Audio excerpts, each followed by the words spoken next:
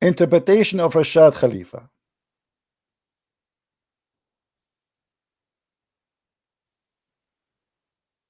Call me and tell me I accept Rashad Khalifa. Yes, Abdul.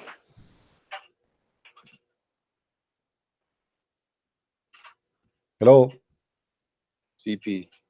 Yes, Abdul. How you doing? I'm fine. Let me plug my headphones in. Give me 1 second. Can you hear me? I hear you. Now, okay. What do you think about this guy? He said he's sending me Rashad Khalifa. I don't know about that. All right. So no, don't tell. No, that's not to jump. Come on, answer me. Be honest. Why I don't know? I mean, suddenly you do not know. You Muslim, you do not know. I'm asking you. What do you think about Rashad Khalifa? And by the way, the idiot, he sent me translation of Rashad Khalifa, not interpretation for the verse.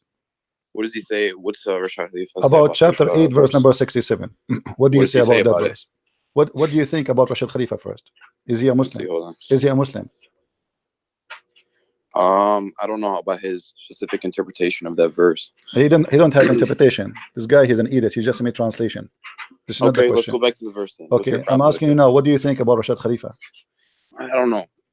If you don't know, I will hang up on you. You are being no, don't hang up. Now. Come on, let's talk about the verse. Okay, so don't tell me I do not know. What do you think about Rashad Khalifa? What do you think about Rashad Khalifa?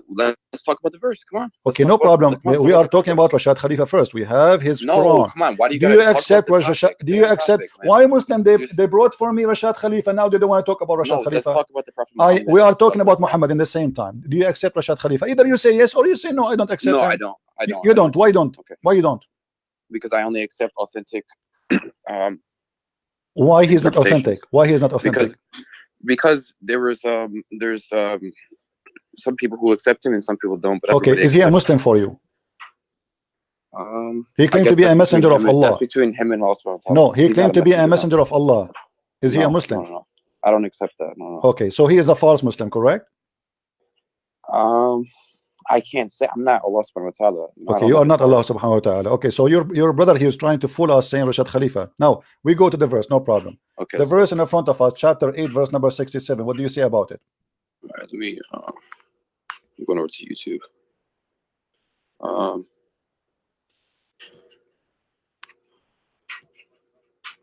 So you see, your brother was lying to us, trying to avoid answering the questions. Okay, so it is not for any prophet to have captives until he hath made slaughter in the land. He desired the lure of his world, and Allah desireth for you the hereafter. Okay. What is this verse about?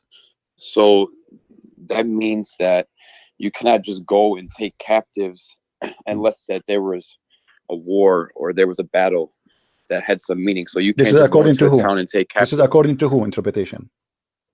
We'll look at the verse. I'm asking you, is that according? Okay, I will give you three options. You tell me.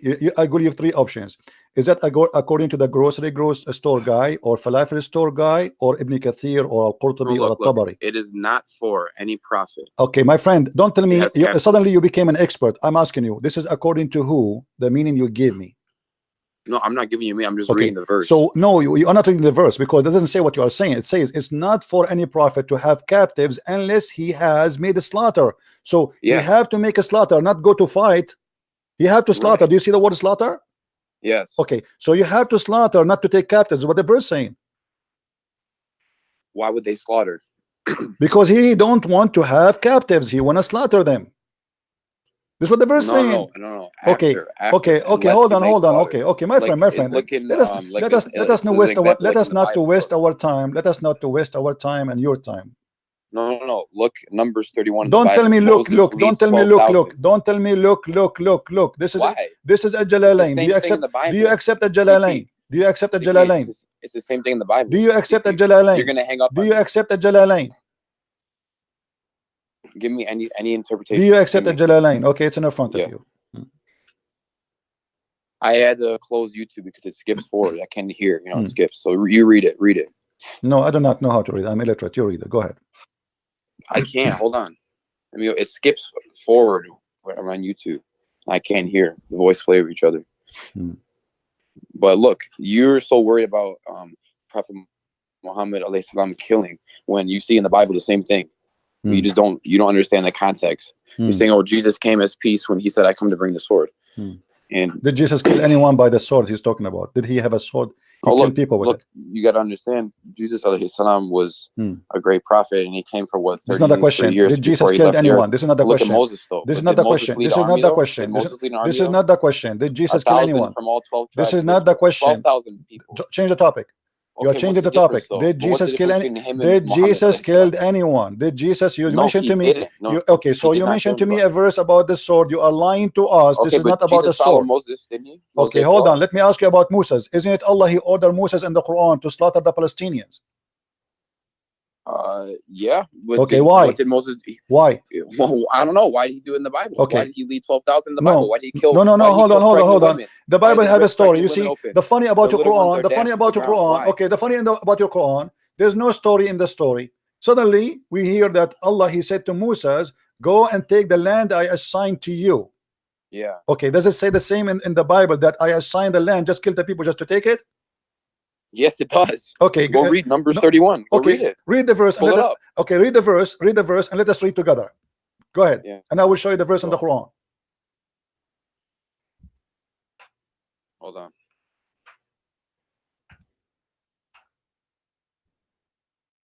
Behind 1 second.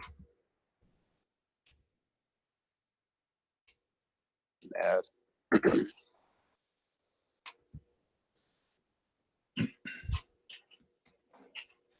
Okay. Give me the verse you are talking about, please. Numbers 31. I think it's are you pulling it up? Okay. You tell me. Did you pull it up? No, you tell me where. I don't know. You tell me. I'm learning from you. Okay, hold on. Go ahead. Hold on. Yeah. Right here. Okay, Numbers 31. Pull up Numbers read 31. verse number 1. Go. Read verse number 1. You want me to read it to you? Yeah, read verse number 1. The Lord said to Moses, take vengeance on the Midianites for the Israelites. After that, you'll be gathered to your people. Because so of what they did. Because of what they did. Okay. Okay. So so they are attacking them first. Hold on. You see here the line. You see here the line in the Quran. The I story. didn't even say anything. The Quran is a different story. So don't okay, mention. let's read what happened. No. You said it's the same. You said it's the same. It's not the same. Go to verse number 7. Okay, yes, hold on. Because of what they did to the Israeli. What they did to the Israeli. Okay, good. They were mean. What? No, they are mean only. Moses. Okay. Moses didn't turn. My friend, hold on. Okay, so let us make it straight. Moses is a person who came and he told them that God told me eye for an eye. Is that true? Yeah. Okay. Yes. Now Muhammad is attacking people who did not attack him. Is that true? I would say that's not true. Are you sure? I'm sure. Okay, when you're a prophet, he sent a letter. Okay, can we finish the verse? Hold on. We'll Yeah. Okay, you see, first of all, why we are jumping here and there all over? Why we don't? You're jumping now. Why you don't want to read? Okay, why you don't want to read the interpretation? Read the interpretation. The verse we are I will talking about. In 1 second. You call me to read the interpretation, and you are refusing. Why? Come on, I'm not refusing. Okay, read it. This is Tafsir al-Jalalain. This is Tafsir al-Jalalain in front of us. Go ahead. Okay. Hold on. A minute behind now. I was on Google. Okay. Following was revealed when they ransomed those taken captive. Father, it is not for a prophet to have until he has made slaughter in the land, fighting disbelievers. You desire to transmit things. Okay. So both of you and the one who called before you. Hold on. Let me make my comment. Yeah. So both of you, the one who called before you and you were lying to us about the meaning of the verse. How did I lie? What did I say? Because you said it's not for a prophet to take captives until he go in a fight. But this is what the verse is saying. The verse saying that you should not accept them to be captives. You have to slaughter them. You should not take them a captive and later you exchange them for ransom. Set them free. What's set them free here? It says he refused to set them free. People, they are asking, we can listen. It's in front of you. People, they say, okay, we can ask for ransom. The Muslim, they said to Muhammad, we can ask for ransom for those captives. Muhammad, he said, no, we kill them. and he gave a No, he verse to said- himself from he Allah. said- and set them free afterward, either by What grace. he freed? Where he freed them? Where it says, read, my friend, read with me carefully. Yeah. It says here, this is abrogated, later abrogated, because Muhammad, when he need money, when he need money, he don't slaughter, and when he do not need money, No. He needs to spread the word of no. monotheism, just like He in says, the it says Bible. no. Hold on, and he freed them afterward with the grace or by ransom. Do you see it? Yeah. Okay, so your prophet is the same as ISIS. He asked for ransom when he need money. No, by When- grace. Okay, hold But on, ISIS hold on. doesn't use Okay, grace. yeah, by grace, because if they convert to Islam, Yeah. okay, thank you very much. So you're a If the prophet. Lord wants to be worshipped, Hold you on, think hold the on. Lord wants Okay, pagans? so No. but the So how verse, the the message verse in the spread? front Somewhere of in the us Bible. says that your prophet says that Allah ordered him to kill all the captives. Yes or no? In this particular situation, hold on.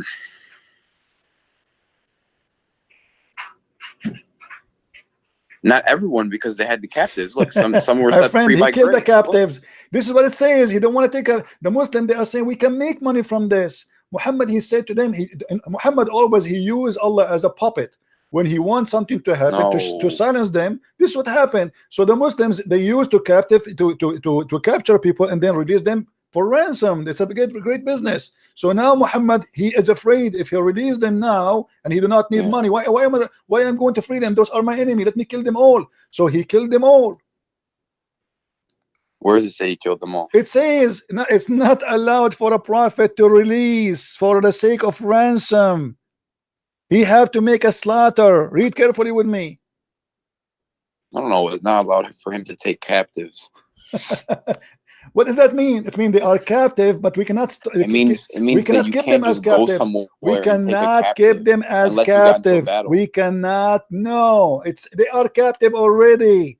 It says the following What do you was mean? revealed. Read, my friend. Read. When they ransomed those taken captive. Do you see they are already captive? So when they ransomed those who they are taking captive at Badr, it is not for any prophet to have to take ransom until he slaughter. It's not time for ransom now. Now it's time to slaughter only. So we slaughter them all.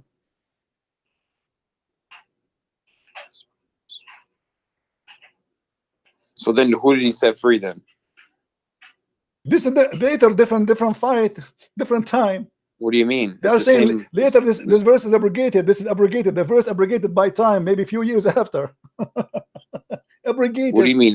What do you My mean? friend, How's it it says, abrogated? it says, hold some on. free. It says the Almighty God abrogated by his words, and he set them free either by grace or ransom. And he said to you, 474, question 7. So quotation 474. So he got money and So set them free. later, oh my friend, later there's verses came because Muhammad he changed his religion depend in the Yeah. situation. And he claimed always that Allah he changed rules, right? So Mhm. now it says it clearly. What about we show you Ibn Abbas? I mean, why Muslims are going in denial?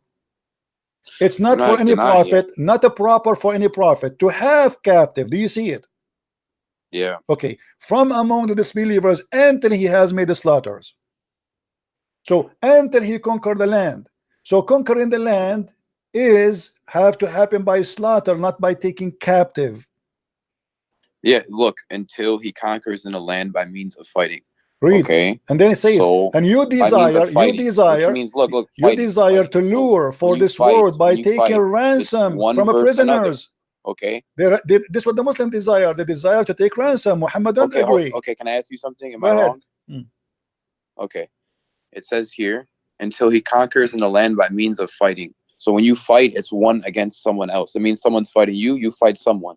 So until that happens, you can't take any captives. Meaning, I can't just go somewhere in a town that's innocent and go take innocent captives. That's It a lie, means my if someone's friend. going to fight me. That's my Is that a friend. lie? That's my friend. That's my friend. That's a lie. They are already captive. They explain are to me. already You tell me. captive. My friend, why you don't read? Are you blind? It says clearly. Okay. It is I'm not reading. a proper. It's not a proper for a prophet to have captives from among the disbelievers until he had Yes. made later, until he conquer in the land by the means fighting. He desire to lure in the Lord by taking ransom for prisoners of Badr. They are prisoners of Badr. This is about specifically about the prisoners who already they are prisoners.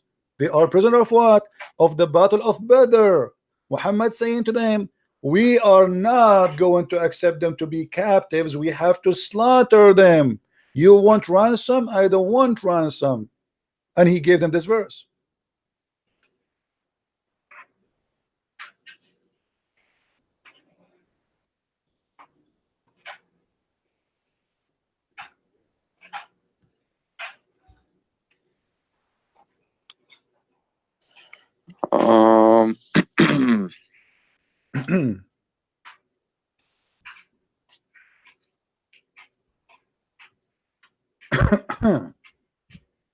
I think that you're misinterpreting the beginning a little bit. My friend, this is your interpretation, and now I am misinterpreting the interpretation. No, It says, I think that you're not my understanding friend, it says they are prisoners of Badr. Does it say the word prisoners of Badr? They are prisoners already. By taking ransoms. Yeah. They are prisoners already. Let me ask you, after your prophet, he look, ye desire the okay, Lord of this let us world, prove like taking something. ransoms Let us from the prove prisons of something. Badr. Did your prophet, there's any story clearly saying that the prophet, he killed his prisoners? Is there a story of that? Hmm. Pull it up. No, I'm asking Just you. pull it I'm up. asking you if there's any stories, like, to make it more clear for you. If there's any story says your prophet, he killed his prisoners.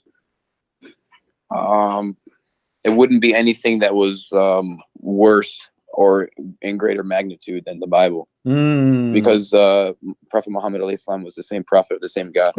So it wouldn't be anything yeah, the worse. same prophet, the same God who kisses stones, right? Now let us read together. No, if this is, that's like saying hold on. Is that your prophet or ground, this is my prophet? you know? Is that your prophet?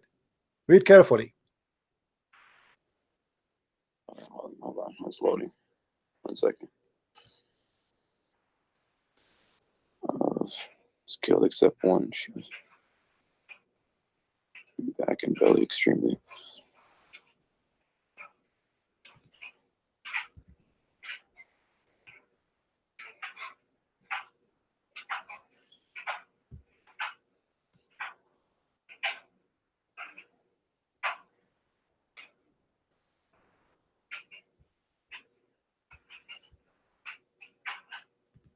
I did a new act, she said.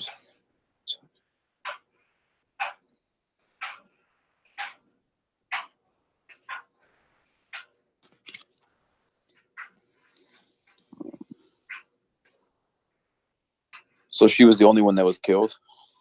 This is another question. No, I'm asking you. I don't know. I'm asking you, are they prisoners and he was slaughtering them?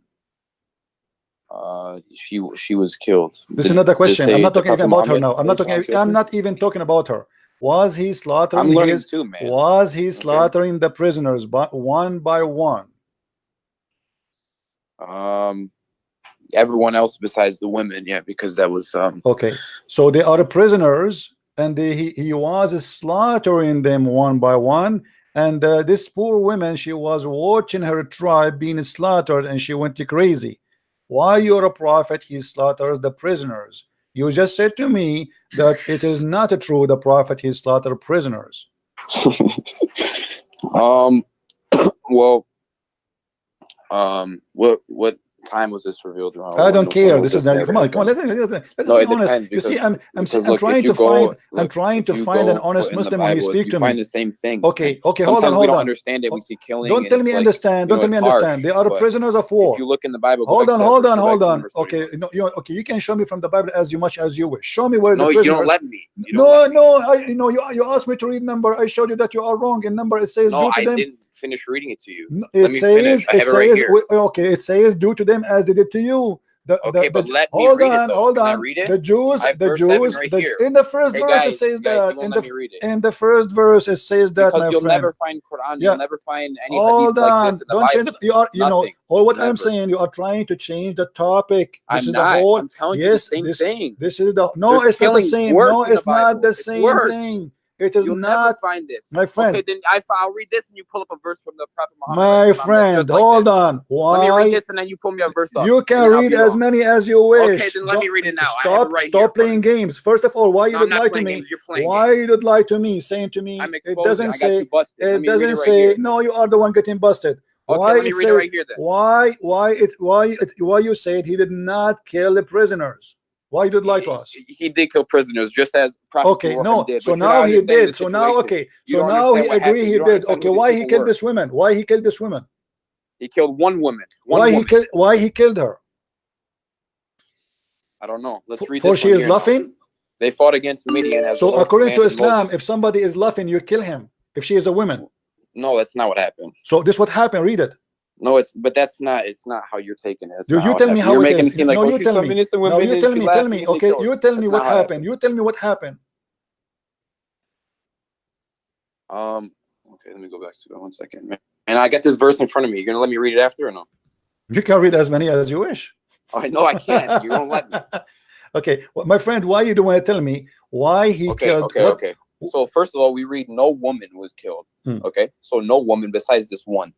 Let's read why she was killed. She was laughing, right? She was talking and laughing. She was laughing while her people were being killed, and you're acting like she was in terror. What was she laughing about? Because her family are being killed. She went mad. She's laughing. It's funny.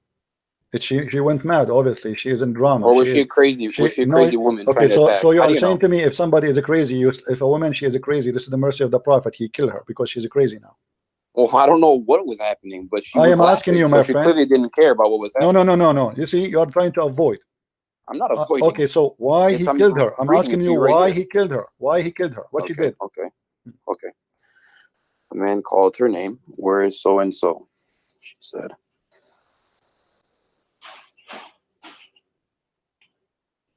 I did a new act. What is that supposed to mean? She said. The man took her and beheaded her. Who's beheading her here? A Muslim. One of the companions of Muhammad, the holy prophet Muhammad and his holy companions. Alayhi salatu wassalam.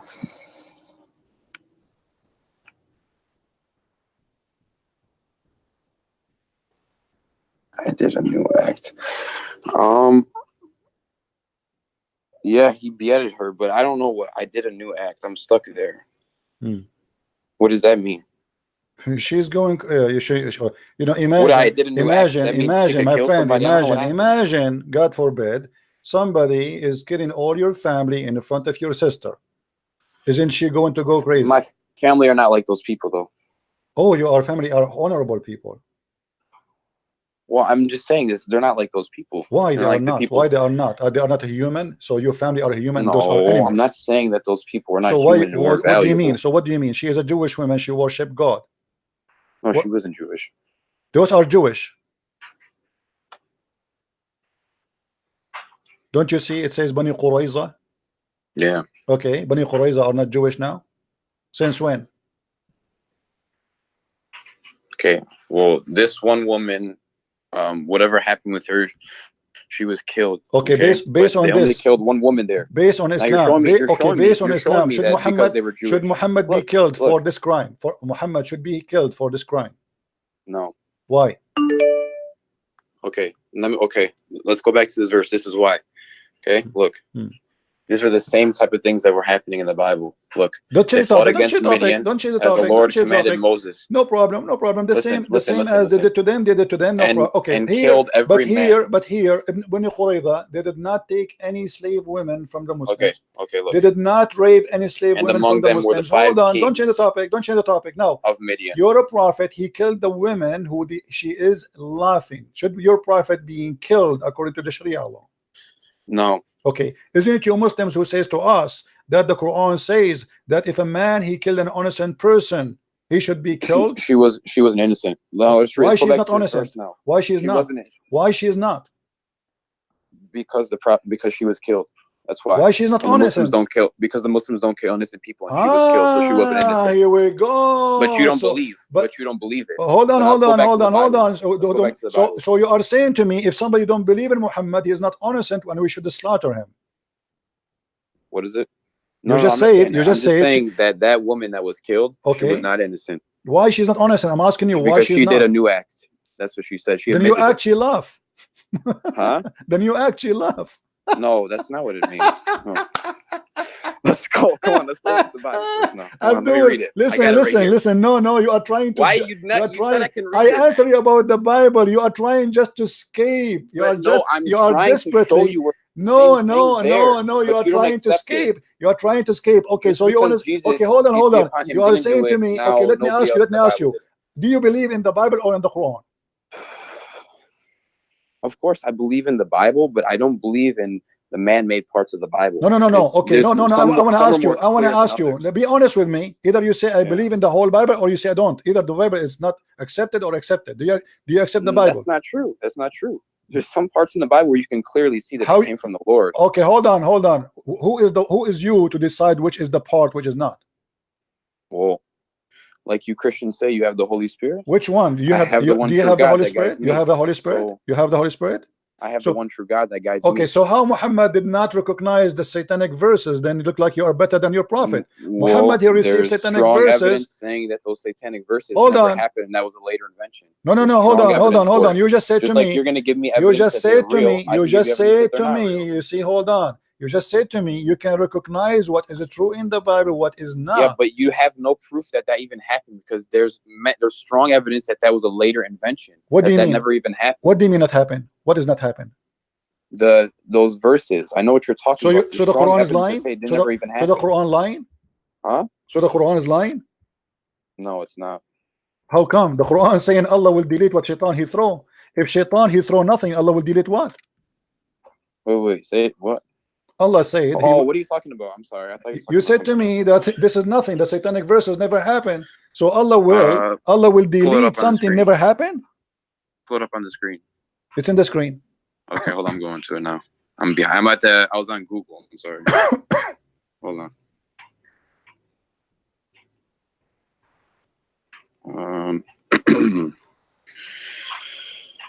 Messenger of God with you, but when he recited.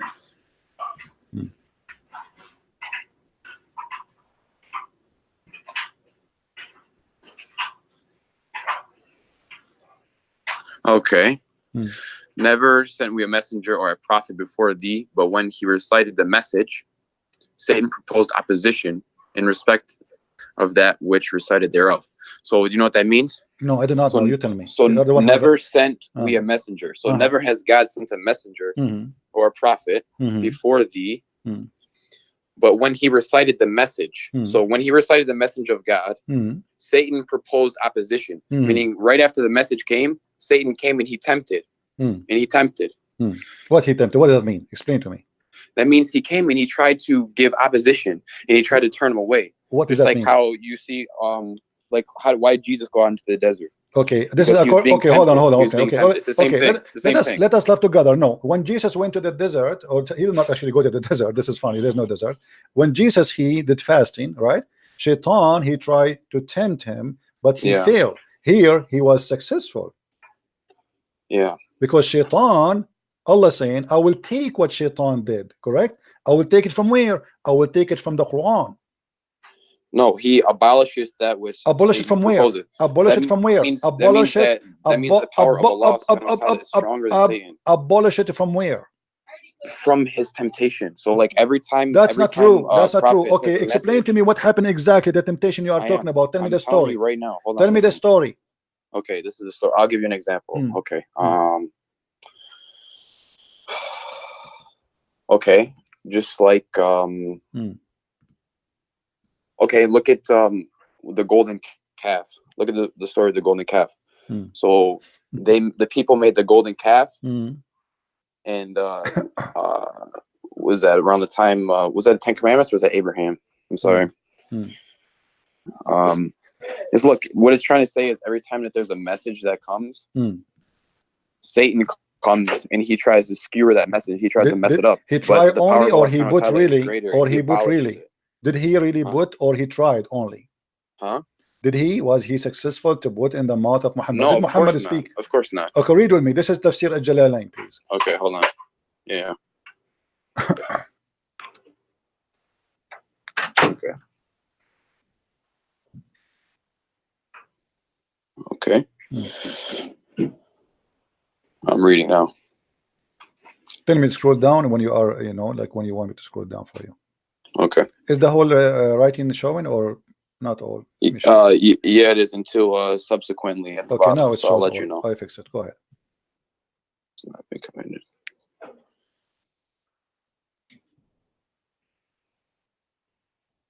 Can you read loud, please? Yeah, sure. Go ahead. This is a prophet who has been. Oh, I'm sorry. And we did not send before you any messenger.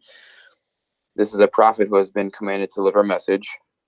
One who has not been commanded to deliver anything, but that when he recited the scripture, Satan cast into his recitation what is not from the Quran, but which those to whom he, the prophet, had been sent would find pleasing. The prophet had, during an assembly of the men of the Quraysh, after reciting the following verses from Surah Al-Najm, have you considered Manat, the third one, had as a result of Satan casting them into his tongue without the prophets being aware of it. The following words, those are the high-flying cranes. Okay, indeed their intercession is to be hoped for. So they, the men of the Quraysh, were thereby delighted. However, later informed him, the prophets of this, that Satan cast onto his tongue, and he was grieved by it. Okay, what is this from? This is a Jalalain. So Shaitan, he cast on the tongue of your prophet. He cast, and he cast satanic verses. And then Jibreel, he said to him, he came to him after. Jibreel, however, later informed him, the prophet, of that Satan had cast into his tongue, and he was grieved by it. Do you see it? So you said to me, he tried to tempt. What's that? You said to me, 19 to 20. What is that there? What? 50 right there, right after it says Al-Utsa and Manat, the third one. Yes, it says 53, 19 to 20. What's that from? This is different. The chapter of An-Najm. So your prophet was reciting chapter. Can you go to it? No problem, but let's stay here first. Let's go to that chapter of An-Najm. You can go. That have nothing to do with this, because supposedly this is taken from there. He's reciting to you that he was reciting An-Najm when this happened in this verse. That's all. There's no point of reading that verse. I mean, he did read it for you. It says, while he was reading that, do you consider the Lat and Al-Manat and Al-Uzza and Manat the third? Then this is chapter 53, verse 19 and 20. He added, as a result of Shaitan casting them into his tongue without the prophet being aware of the following words. So Muhammad, he said that by his tongue. Those are the high-flying crayons of Al-Gharaniq, Al-Ula. They are the high goddess, and indeed their intercession is hoped for. So your prophet in this moment, he worshipped the three daughters of Allah, and he ordered his followers, including the whoever watching, that it's a must to ask them to intercede to Allah because they are his daughters. You said to me, that he tried, this is temptation, he tried to give me example, but this is not what happened. Scroll down a little bit. Scroll down so I can read more.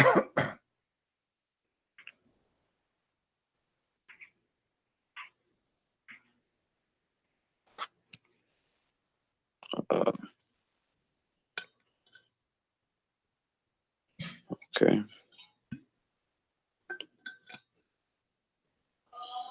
So first,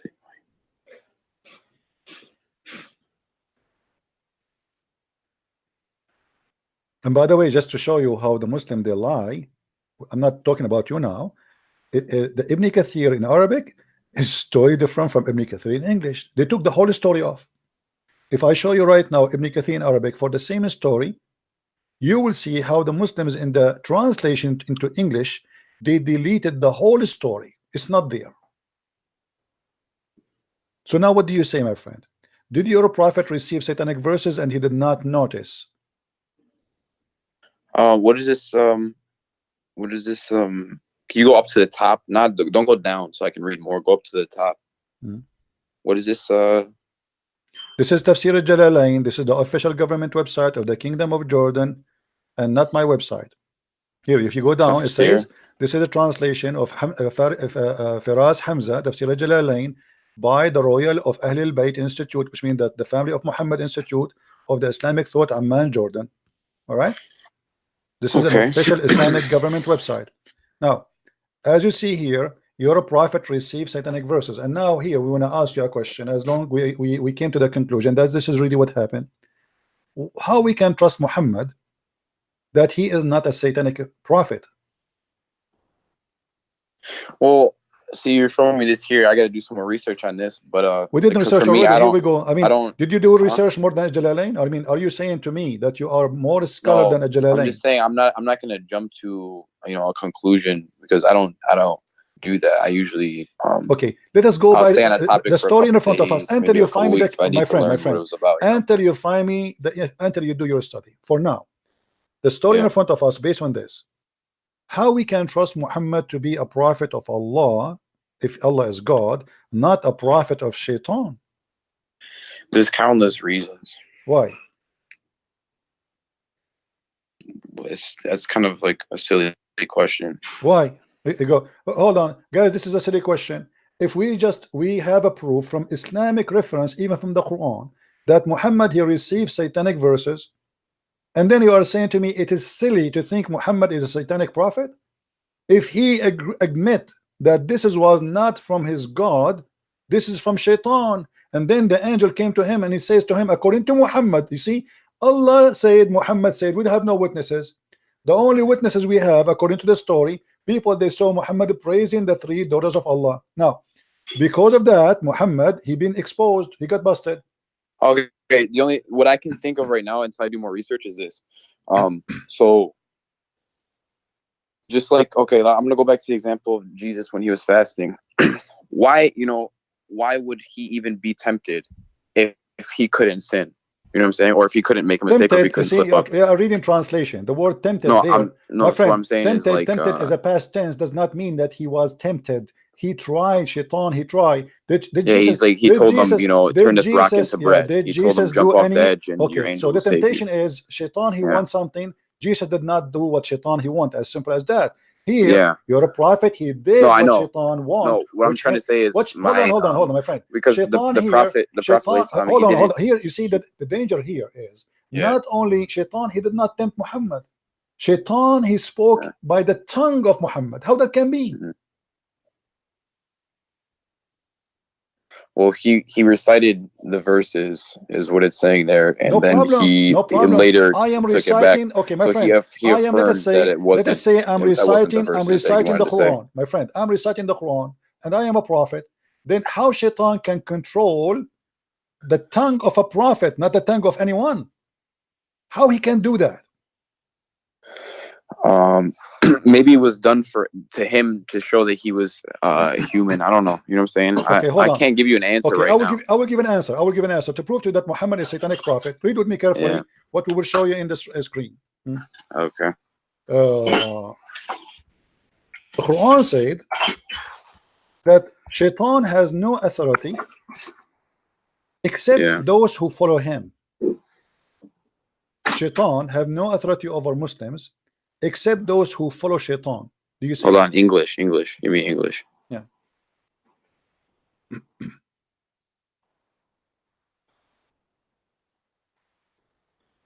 Okay. So what the verse saying here? You have Allah speaking to Shaitan, saying to him, you have no authority over my slaves. Who is the slaves of Allah? Anyone who believe in him, correct? The Muslims. Yeah. Okay. Yeah. Except those who follow thee. So Shaitan, he have no power over Muhammad unless Shaitan and Muhammad are friends and Muhammad is following thee.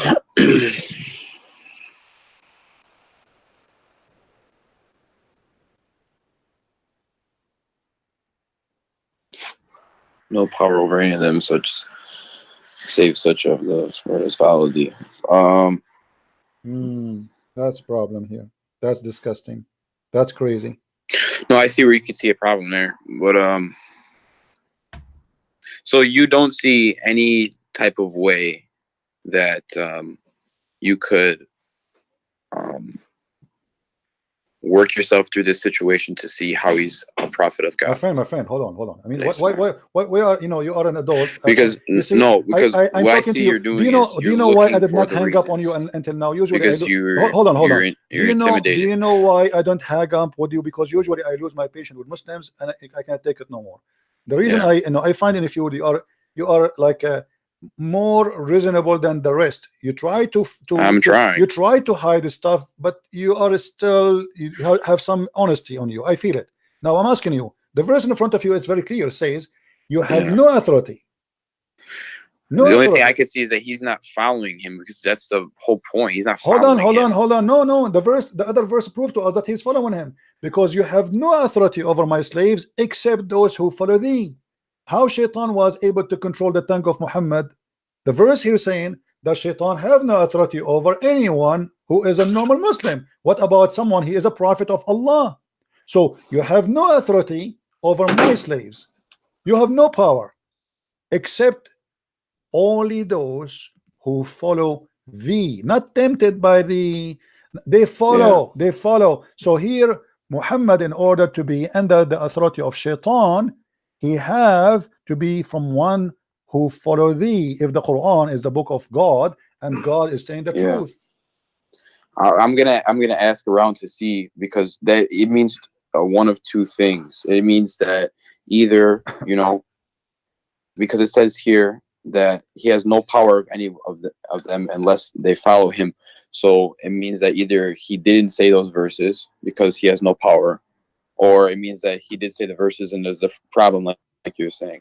So that's why some people don't accept those verses, because of this verse right here. You know what I'm saying? The verse. The problem is, do you speak Arabic? No, I don't speak Arabic. The problem, you don't speak Arabic. In Arabic, it says clearly that he received the verse, because in Arabic it says that whatever Shaitan he cast into the tongue of the prophet, Allah will take it away.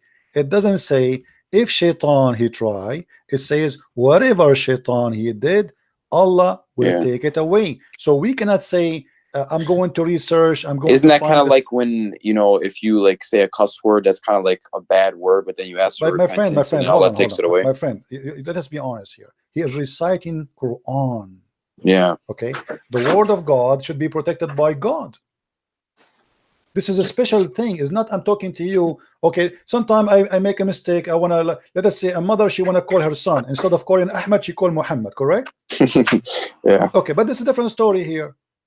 Here we have a special delivery of the word of God. So how Allah preserved his words, he should not allow anyone to play with them. Here we have a big problem. Nobody can and no one can have authority over my slaves except those who they are bad, the criminals, those who follow thee. And then we find that Shaitan, he controlled Muhammad. Secondly, my friend, and I want you to be honest with me, how I know that this verse itself, the one it says that whatever Shaitan he cast, Allah will take it off. How we know that this verse itself is not made from Shaitan himself?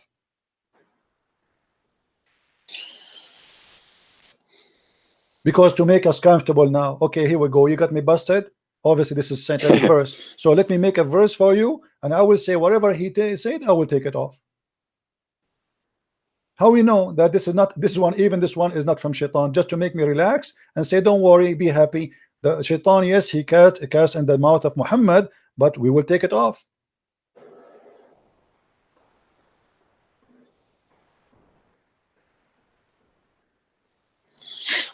I don't know, man. On this one, I don't know much about this. Okay. This is my first time taking. I'm just walking with you step by step. I'm walking with you step by step. Now listen to this. If there is a guy, if you are a judge in a court, if you are a judge in the court, and somebody says to you that this witness, he imagined things happening, do you accept him to be a witness? So I'm sorry, say it one more time. Somebody he imagined things happening. He imagined, he have an illusion, he have a mental illness. Do you accept him to be a witness in the court? No. Why? So he's like schizophrenic. Okay, so isn't it your prophet? He's suffering from the same issue according to your prophet? No. Read the hadith with me.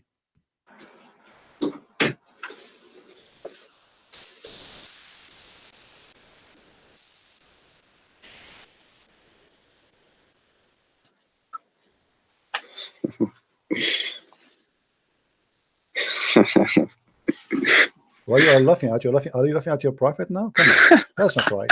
I mean, show respect, please. Show respect, please, guys. Please tell this guy to show respect, not to laugh at his prophet. No, man, I'm laughing. Because already you got your prophet busted. You said you will not accept him because he have what? Schizophrenia? You said that, right? I don't know how to say it correctly. Say it again, please. How you say that word? Schizophrenic. Schizophrenic. Okay, that's a big word for me. I need like a week to learn it. So your prophet obviously is suffering from the same issue. How we can guarantee that when he says that he is receiving satanic verses, he is not just a madman, or even in the best scenario, he is really receiving satanic verses? How we can trust this man is even seeing God or seeing an angel, or he is receiving the Quran? How you can trust him? You just said to me, I will not accept him even in a court, in a normal court, like somebody witnessing for anything. It's just a stupid court. Yet you accept such a guy to witness for you for God. Yeah, I've never seen this one. Okay, so what we would do now? What do you think? That's tricky, man. I don't know. And by the way, this is sahih. We cannot say it's weak. Yeah. Okay. Now, additional thing. What about Muhammad? Even his sex was not true. Is what? Even his sex, he never had sex for real. He imagined having sex. Well, you are laughing. Show respect, my friend. Come on. Read carefully with me. The prophet continued for such and such a period of time, imagining that he had sexual relationship with his wives, but in fact he did not.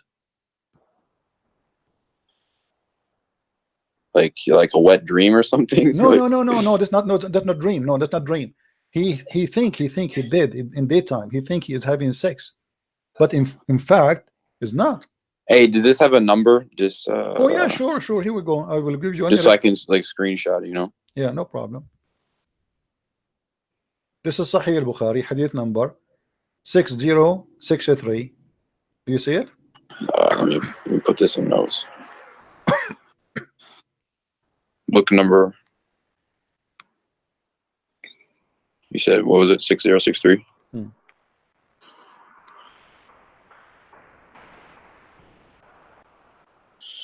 Okay, so now what we would do, my friend? You see, I'm honestly the only reason until now I did not hang up on you, because first you let me talk and we can talk, both of us. We don't shout over each other. Secondly, I'm seeing on you that somebody trying to find out maybe Christian Prince is not lying. Maybe, you know. Let us see if he is. Maybe I'm showing you in the screen what I'm saying. I respect you. Okay, I respect you. You know? So, my friend, can you accept really a person? You are the one who said you will not accept a person who imagine things to be a witness in the court. And it's proven from Islamic stories. The one is witnessing here is the wife of the prophet. I mean, this is not an enemy. This is not this is the most respectable women in the history of Islam, actually, for the Muslims. So how in the world we can accept Muhammad to be a prophet? Read with me what hadith here it says. Do you see it says bewitched? Yeah. Okay, what bewitched mean, you know, in your definition? Bewitched. That's like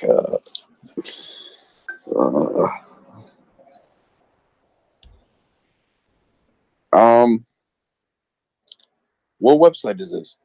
This is sunnah.com. Okay. Bewitched is like possessed, I guess. Okay. What possessed mean? I need your help, my friend. You see, English is not my first language. It's kind of like controlled by a force, yeah. By evil, magic, evil, right? By evil, correct? By evil force. Yeah, I guess so. Okay, evil force is what? Isn't it satanic? Yeah, evil force is satanic too. But isn't it that verse says that you have no authority over my follower except those who follow thee? Yeah. Okay, how Shaitan was able to control Muhammad. So Shaitan proving from Islamic resource that Shaitan controlling Muhammad, not only his tongue, his brain, to the point he imagined, he is a delusionate, and he imagined things happening, but in fact they never happened. But the Quran confirmed, if the Quran is the book of God, then the book of God should be saying the truth, and there's no exception. No authority you have speaking to shaitan except those who follow thee, and those who follow thee, they will go to where? They will go to hell. Do you see it? Yeah. So based on these verses, until now Muhammad is going to hell guarantee.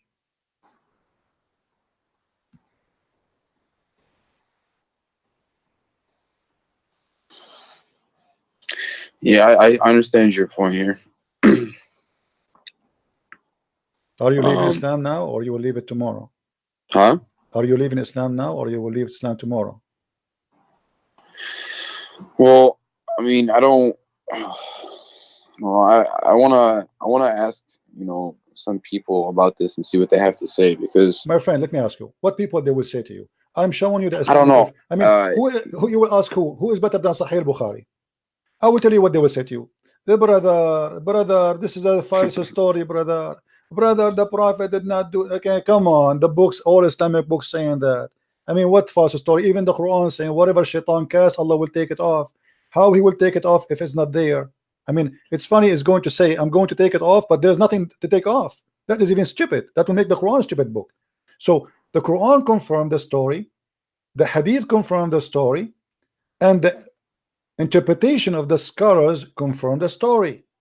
And the same time, we have Sahih al-Bukhari confirmed that the Prophet was bewitched.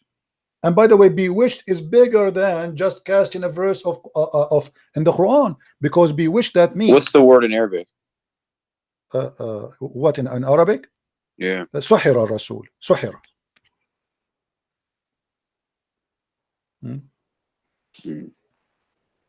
Right?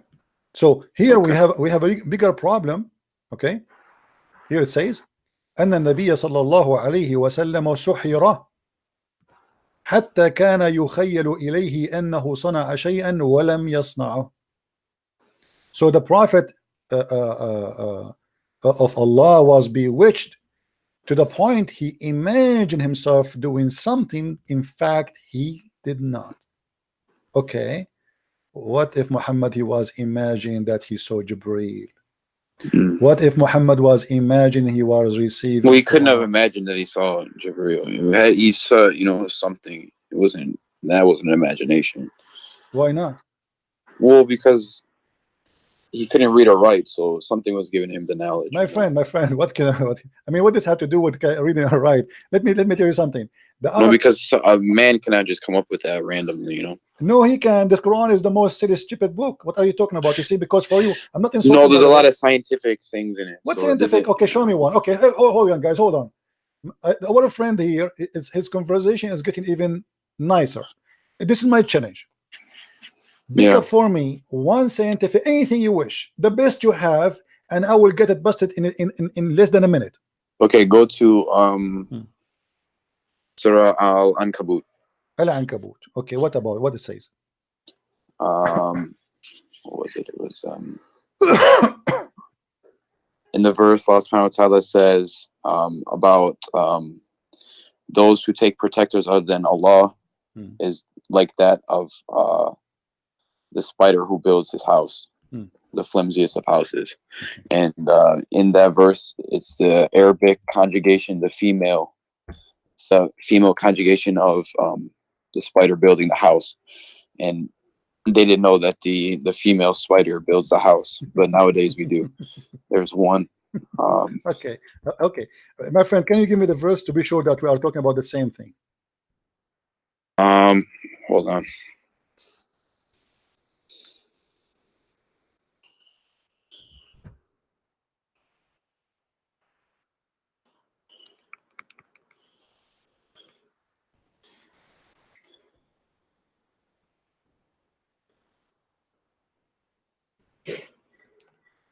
It's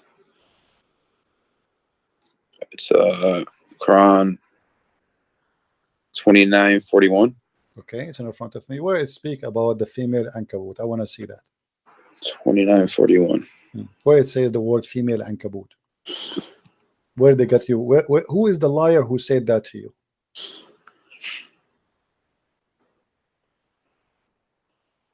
Unto herself a house. Where is herself? What her house? she taketh unto herself a house. What she? This is the translation. In Arabic, it doesn't say that. What does it say? No, it says اتخذت. Al-Ankabut, اتخذت. It took. My friend, in Arabic language, this is how silly the liars who lie to you, my friend. In Arabic, we say to all spiders, we call them Ankabut. It doesn't matter it's a male or a female. The same as the ant, we call it Namla. You understand me? Yeah. The same as Nahla, which mean bees. So there is certain insect, we call them, this is an Arabic word used by have nothing to do with male and female. So they lie to you and they make it a miracle. In fact, it is a mistake, and I will show you why it's a mistake. It says the likeness of those who choose other patrons, then Allah is the likeness of the spider when she takes, according to the translation, into herself a house, and Lu, okay, and the frailest of houses is the spider of house. Actually, it is the most strong house, and I'll explain that to you. You see, when you compare, when you, hold on. I know about this spider. No, hold on. But before we finish, my friend, 86, let me show you the mistake. Let me show you the mistake. Before we when we compare, do we compare my house to a house of a spider, or I compare a house of a spider to a house of other insect? Well, it's saying, because the woman builds it, and there's the man no is the head of women, the there's house. no women, my friend. The same lie, my friend. The male after my friend. If you go to dictionary, you can go right now, take the dictionary, you will see the word Ankabut is okay. What is the word male for Ankabut then? Teach me. No, it's when she builds. No, doesn't say that. Right? Doesn't say that, my friend. This is a female word, which means this is a word we use for a spider. It's a female word. The same as we say, there's certain words we say nahar. Nahar is not a female word, but is the nahar, which means river. Is it a male? It is not. In the language, in Arabic language, we have male and female words. So insects, most of them, we call them female. As an example, we say namla. No, but the point in this verse was supposed to be that she taketh. My friend, it says al-ankabut. How did he know that? No, it's not. It was the female spider. She take it. Not she take it. Okay. Do you want me to show you the interpretation? It says there's no way it says that this is about she and he. Come on, my friend. It's a female spider. It is not. It's not. It's a lie. It's a lie. Nowhere. What do you mean? It says right there. It is not. This is a translation. It says in Arabic, it took. I can show. Okay, I will take the whole word. Here we go. Do you see the word اتخذت here? No. Okay, hold on. From the spider when she takes under herself a house. This is the word. This is the word اتخذت. The word اتخذت, right? Not the word. No. This is the word. They are translating the word she took from the word اتخذت. This is the word. They are translating that. So they say she took, but the fact here there's no she, and there's no female. No, I don't think that was the word. My friend, it's in front of you. Where is the word she female? Ankabut. Where it says that? If I show you now the dictionary, do you agree with the dictionary? No, I don't think it's that Arabic word, but I forgot what it was. So let's go to the next verse. Okay, next verse. What verse? Give me. Okay, Quran 86, verse 1 to 3. Okay, 86. 86, 1 to 3. Okay. All right. Quran 86, verse 1, 2, 3. Okay, where is, are you sure? Sorry, 86. You said 86. 86, yeah. Okay, are you sure you want to choose this one? I warn you, this is a bad one. Very bad choice. I'm telling you. I mean, this is horrible. You have a horrible choice now. But anyway, it's up to you. Go ahead. What is the? Hold on. Go ahead, read it.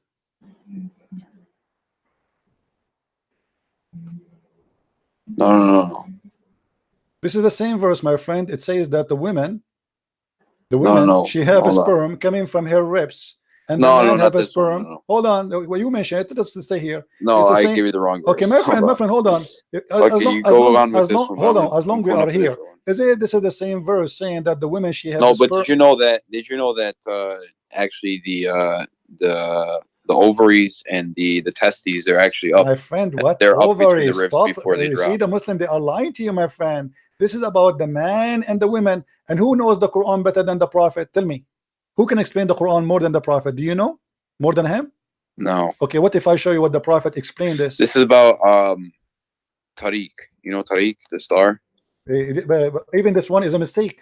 How? Okay, because simply Muhammad, okay, you see, what the problem is, the Muslim, they You know what? Can you pull that one okay, up? hold on, okay, let us go, no problem, here we go, chapter 86.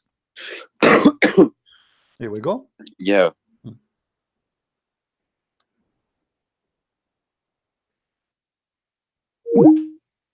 No, I lost you.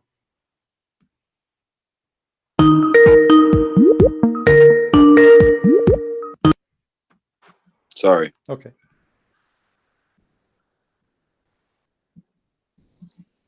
The star at-Tariq is a morning star, which is nothing what the Muslims they speak about.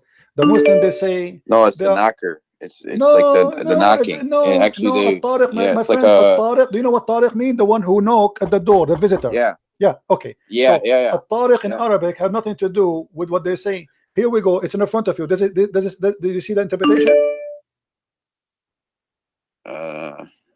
Yeah. Is it the morning star? Oh, it's the morning star. Yeah.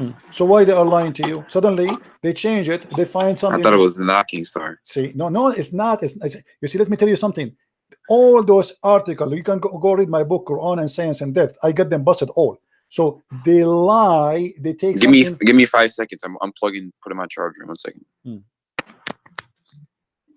All right. So as you see, everything you get. Give me another one.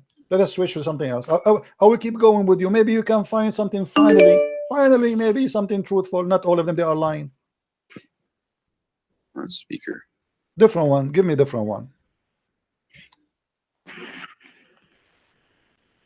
What was it? Give you another one? Yeah, give me. Maybe because until now, all what you said to me, it turned to be false.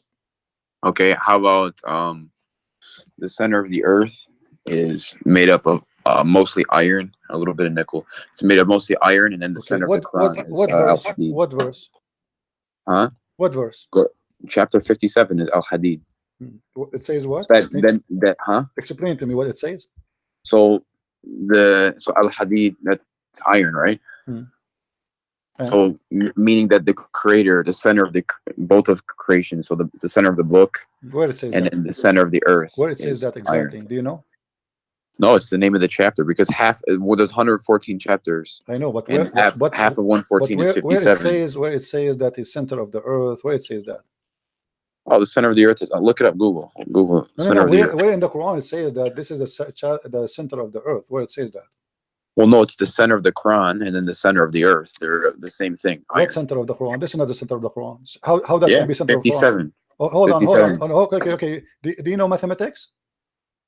Yeah. Okay. The Quran is how many verses? It's 114 chapters. Okay. What is the middle of it?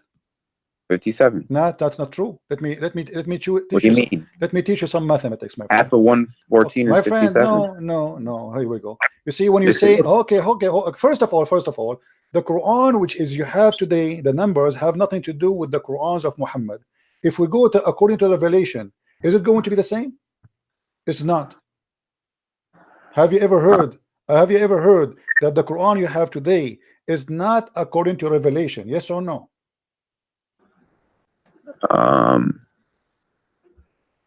Yeah, I've heard that. But okay, what is the number according to Revelation? But then, even if they put it together like my friend. This is Uthman. The people who work for Uthman, they put it this way. So, are you saying to me that the one who put it, they better than Allah? Because Allah, He put it in different order. You Muslims, you change it, and now you are saying to me it is in the half of the Quran. Yeah, but how do you know that they didn't put in the order that Allah wanted them to? No, that's mean they are prophet too. That's mean they are inspired by Allah and they are prophets. That's well, inspired, but not prophet. That's mean they are prophet too. Now here we go. This is the Quran according to Revelation, and let us see where is the chapter of Al-Hadid. The chapter of Al-Hadid. Here we go. Let's go in here and search 57. Okay. All right.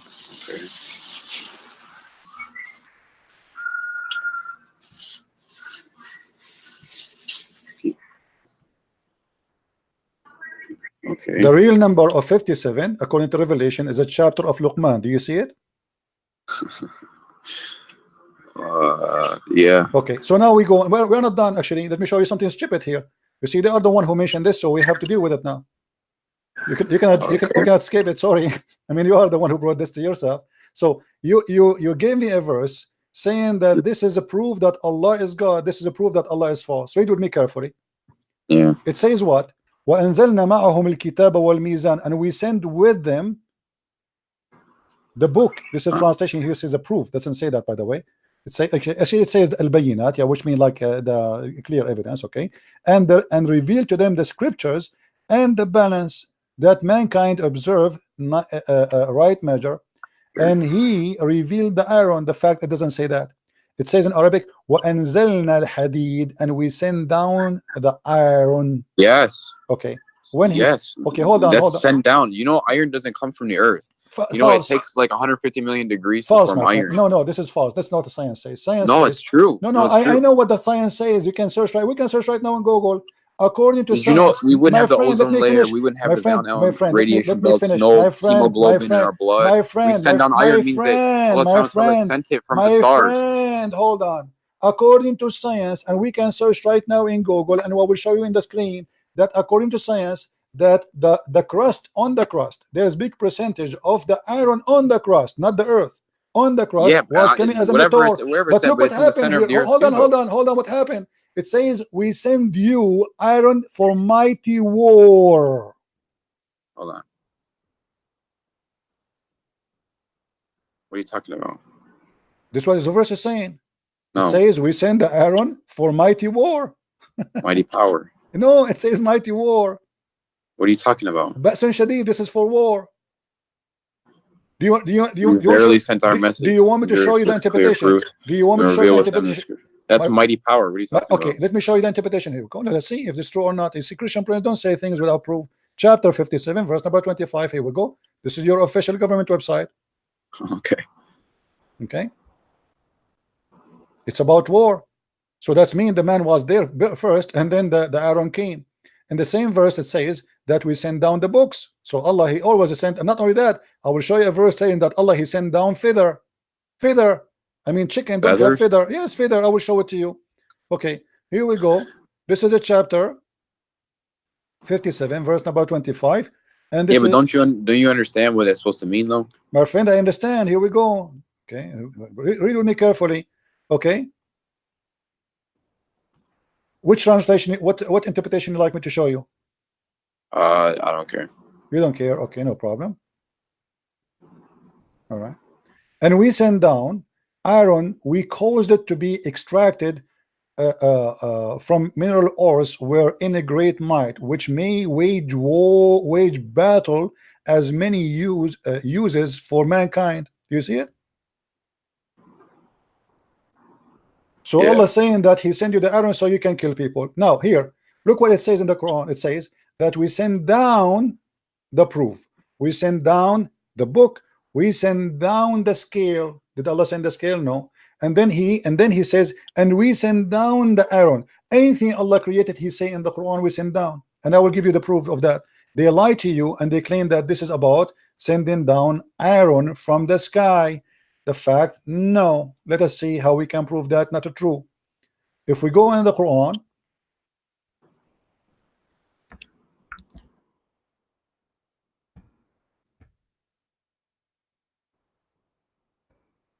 one of the problems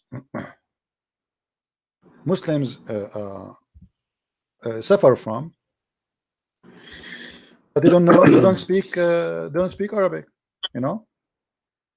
The Quran says we send down on them libas and warish. You have the verse up right now? Okay, I'm the website for some reason froze. Let me try a different website. Hold on.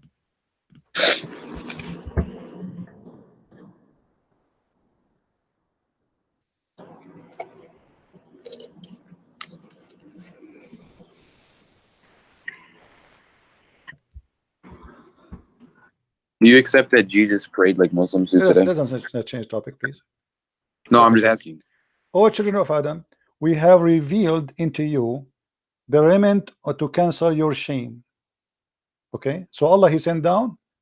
You see the translation is here. We reveal. The fact doesn't say that. It says we send down. Change the translator. It says Allah, anything you have, it says we send down. We send down. Here he said we bestowed. We bestowed. What bestowed mean? Like we have given. Okay. No, in Arabic it says وَقَدْ أَنزَلْنَا.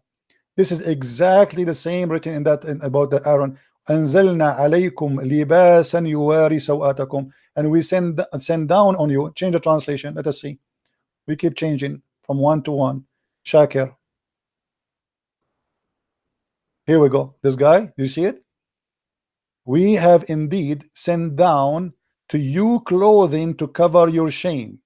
Okay? In the top of that it says warishan.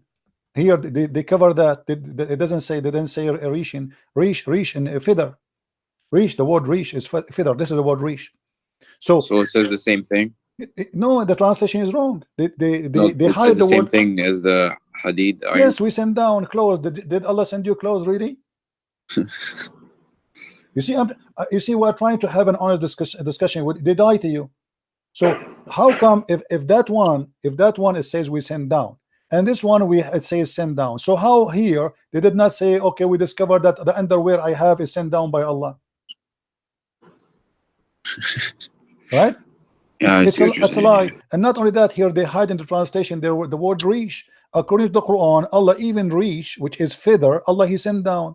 Even feather, which means the chicken was naked, and Allah He sent her a package in Amazon, and she received her feather. You see, the word feather is gone. I cannot find it. I cannot find one translation saying the word feather. And change the translation from one to one. You know, not even one of them is coming with the word feather.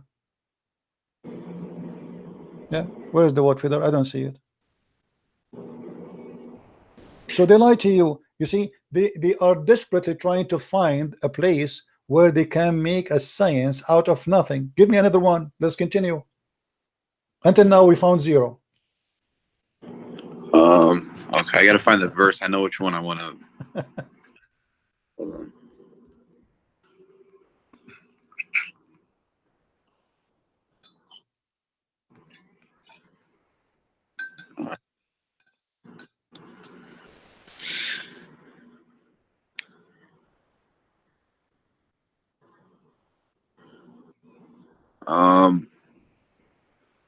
Surah At-Takwir. Okay. 81, 15 to 21. At-Takwir. What the verse saying? 15 to 21. Okay, tell me what the miracle there. Hold on, let it load on the screen real quick.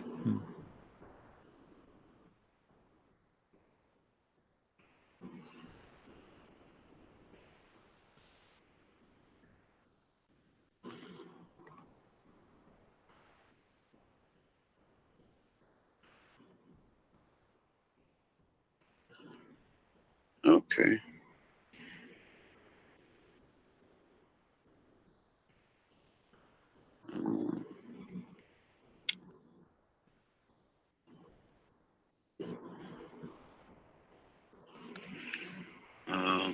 Does it say? So I looked it up on Quran.com. I think it is here, or it's legacyquran.com. And it says that the translation here says, "So I swear by the retreating stars," for verse. It says that, and then it says those that run their courses and disappear. This is not a star. This is a planet. It says planets. Yes. It doesn't say stars. Al-Khunnas is not a star. It's a planet. Secondly, Al-Khunnas is a very well known by the Arab at that time. Muhammad is just using what the Arabs see in their eyes. No, hold on. Go back to the verse. Okay, the verse. Here we go. I'm going to tell you what it was. Okay.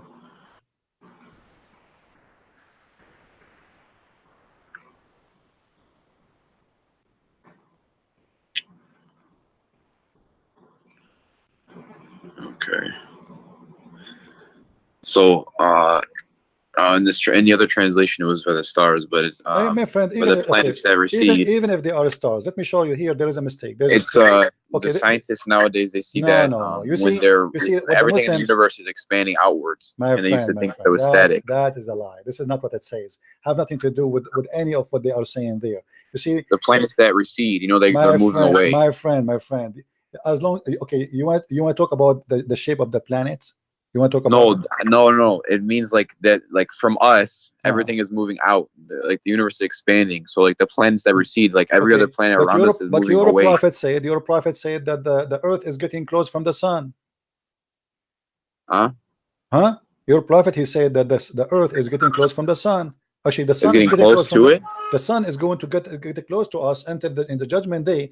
The sun will be so close, and to the point we will be sweating, and our sweat will be covering our almost our ears.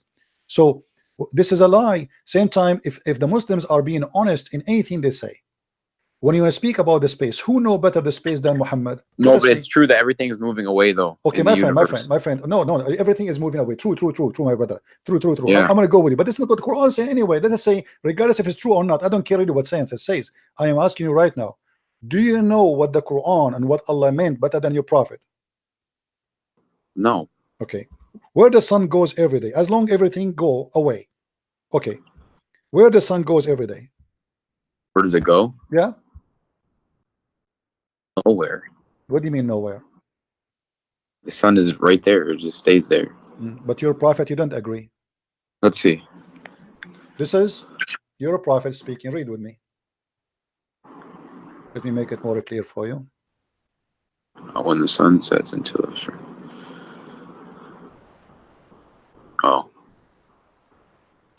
sun goes. So here we go. Your prophet here saying that yes, the stars goes away. I agree with you now. Are we happy? And then a time will come when you're about to pray.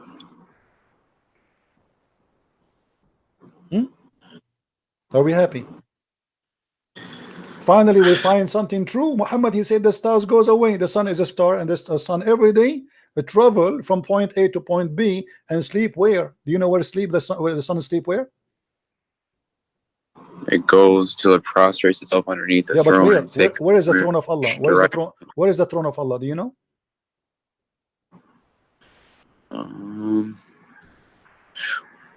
Well, that's I don't find a problem with that. Hold on. What do you mean you don't find a problem with that? No, hold on. Oh, let me read. Hold on. And then not be accepted.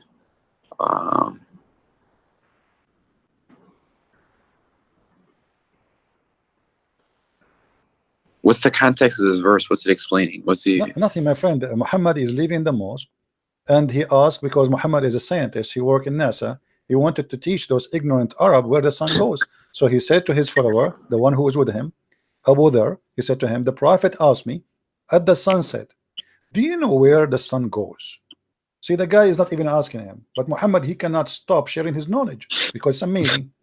Okay. So at the time of the sunset, I replied, Allah and his apostle know better. So Muhammad, he got his knowledge from Allah. There's no way he's going to make mistaken. We associate the knowledge of God with the knowledge of a man. His name is Muhammad. He said, it goes, who? The sun, i.e. travel, till it's prostrate itself underneath the throne of Allah, the throne, and take permission to rise again. And it's permitted. Then the time will come when it will be prostrate, which means the sun will ask again for permission and will not accept it, but will ask, will be order. It says here, it will be asked permission to go in its course, but it will not be permitted, but it will be ordered to return whence it has come. So it will rise from the west. So it came from where to Allah? It came from the west. Now let me draw this for you, so we can have a better understanding for this hadith. All right, just for the better understanding. The sun is here. Let us draw this. The sun now is here. Your prophet is here. He is with his friend in his donkey. This is Muhammad, and he's a friend. Muhammad, he said to his friend, the sun, do you know where the sun goes? Okay, actually I should put the sun, sorry, in the other direction, because now the sun is in the west supposedly, so I will make it here. So the sun is here, and the sun now is going down,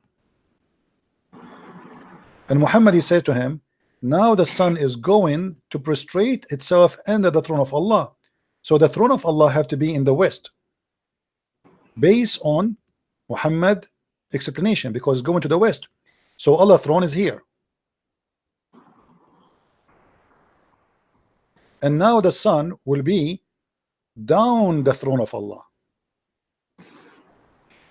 And then in the morning, before the morning come, the sun will ask Allah to go and raise again from the east, and will be permitted.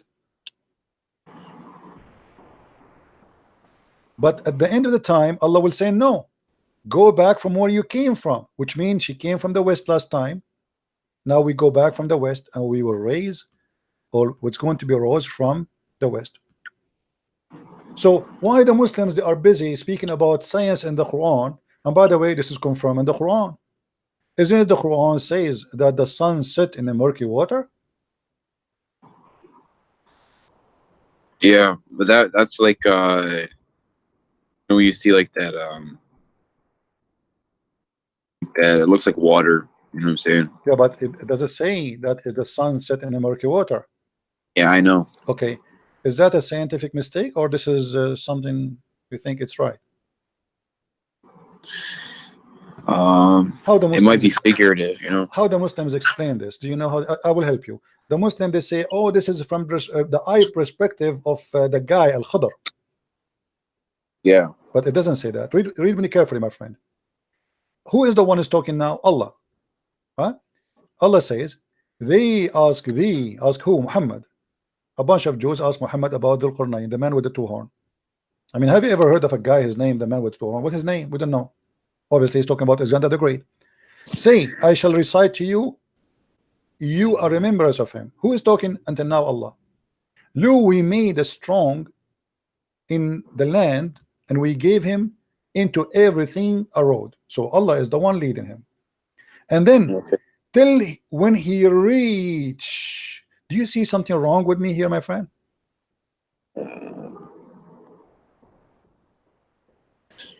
Who's talking? Okay. Allah is talking. He reached where? He reached the sitting place of the sun. Does it say that? Yeah. Okay. How you can reach that? Setting place of the sun. He found it was setting. No, before you continue, he found it sitting in murky water. But before we go, we are trying just to analyze, you know, to understand. When you say I reach the sitting place of the sun, it means it's a place, correct? Yeah. Okay, so now it's confirmed that the one is talking, speaking about what happened to this guy. It's not the guy says, I thought I reached. Allah is talking.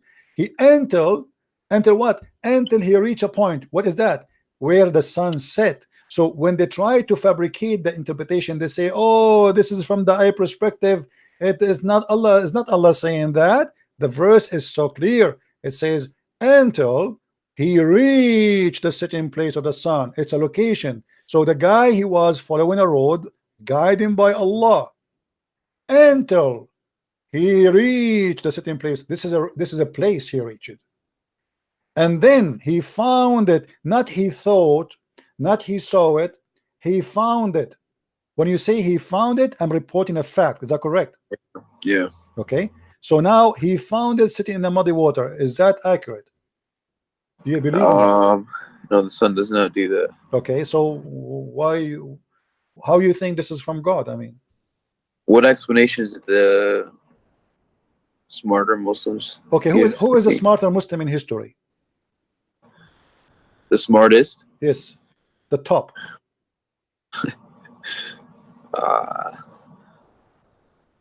Muhammad, maybe? Muhammad? Of course. Okay, what if I show you what Muhammad said? What you would do? Let's see. Okay, let us see. Because now the Muslim, they will say, oh, Muhammad, obviously he's an idiot, he do not know what he's talking about. Here we go. This is your prophet explaining the verse. I was sitting behind the Messenger of Allah, SAWSFM radio station, who was riding a donkey while the sun was setting. He asked, do you know where this set? I replied, Allah and his apostle knows best. He said, it's set in a spring of warm water. Oh.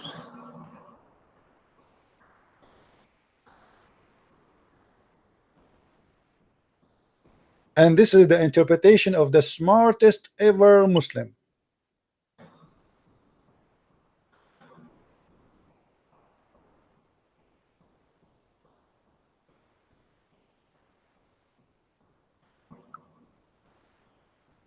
Have you ever had another Muslim try to tell you what this means? All Muslims are the same for me, my friend. Like, you see, you are a nice person. That's why I did not hang. I'm surprised. I mean, how in the world I survived to talk to you all this time without hanging on? Because usually I'm like, you know, everybody knows, like in the last 2 weeks I have blood pressure from shouting, screaming.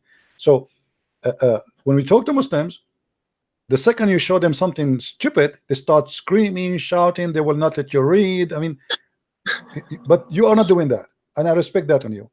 Now you tell me, what is that? Now let us assume they will say to you, this is Dave. It's not. You know the story, right? You know the story of Dave, Sahih, you know the story, the song. This is Dave, this is Sahih, this is Dave, this is, you know, it is not Dave. Wait, what? It is not Dave. The hadith is not Dave. This is a proven story, and the reference is all over. So Muhammad, he agreed with the Quran. Why Muslims, they lie and they say, oh, this is from the ayah perspective, this is not what Allah is saying. So the verse saying clearly, he reached the sitting place of the sun. How in the world you can reach that place? I can reach that when I am sitting in my ass right now. From my window, I will see the sunset in a few hours. I do not need to go anywhere. Right? Yeah. Okay, so this is a lie. Not only that, look what happened. What about a few verses after? Here, the same story, and then he changed the road. He took different highway. Okay, now till when he reached the rising place of the sun. What the heck is that? Do you see it? Yeah. Okay, how he reached the rising place of the sun? What is that? You tell me, help me. I'm listening. I don't know. Okay, and then he found it rising. That's a discovery. I mean, he never saw this before. He reached the place where the sun rises. This is the garage of the sun. Okay, so now what we learn from this, your prophet, he made it clear. The sun goes and prostrates itself under a throne. But the throne is where? Do you know where the throne is where? Based on what we said to you? The throne of Allah is above the water. Do you agree with that? Oh, well, you're gonna yeah, okay, yeah, I guess so. Actually, let us confirm that, so people will not say we are making things up, you know. And his throne is above the water. Do you see it?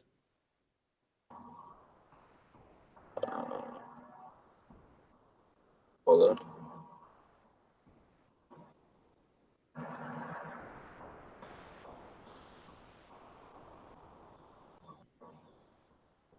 This throne was upon water.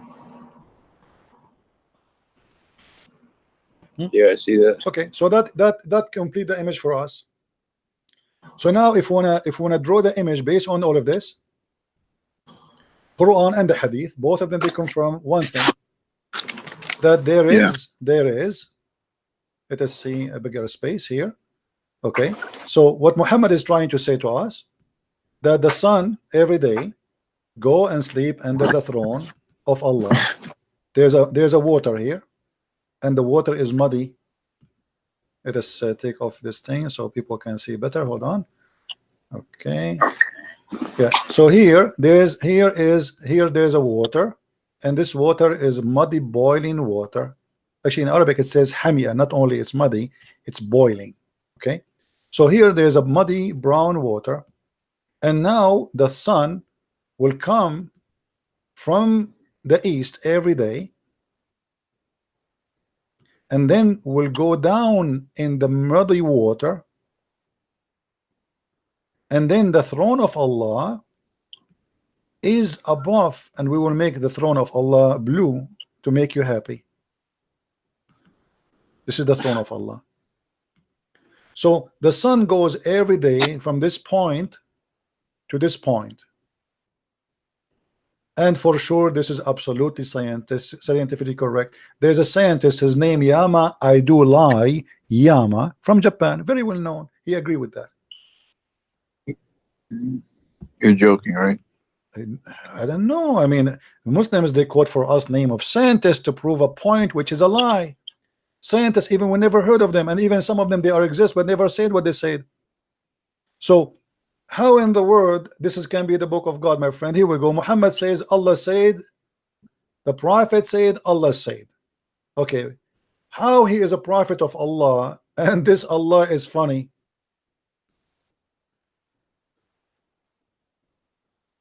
How this can be from God? I mean, honestly, my friend, I don't know what's your name. What's your name, by the way? Angelo. Okay, how in the world do you want to stay as a Muslim?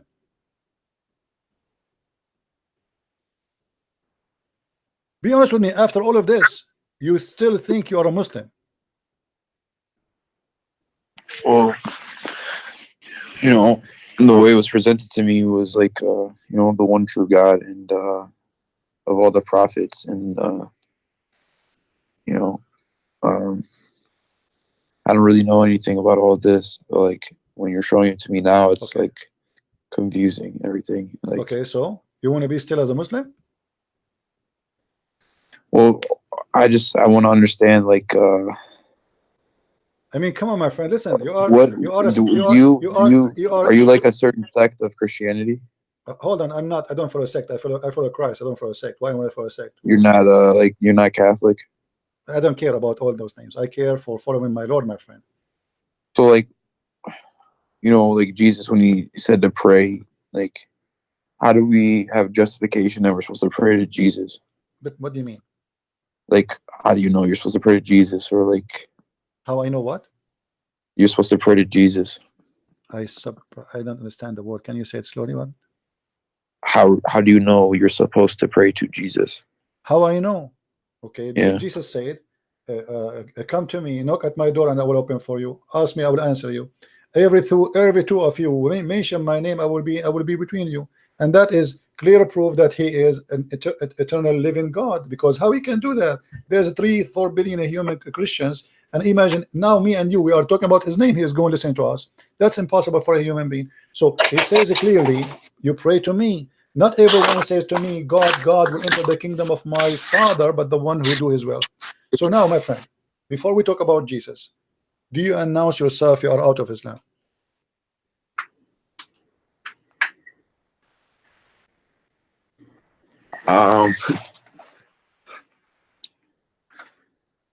That'll be kind of a big thing here. Why a big thing, my friend? Listen, you are a person. God, he gave him a gift. It's called a brain, and your brain was functioning. So now your brain will stop. Be honest with me. All what we said to you, isn't it enough proof that this cannot be from God? You know, I'm not gonna lie. I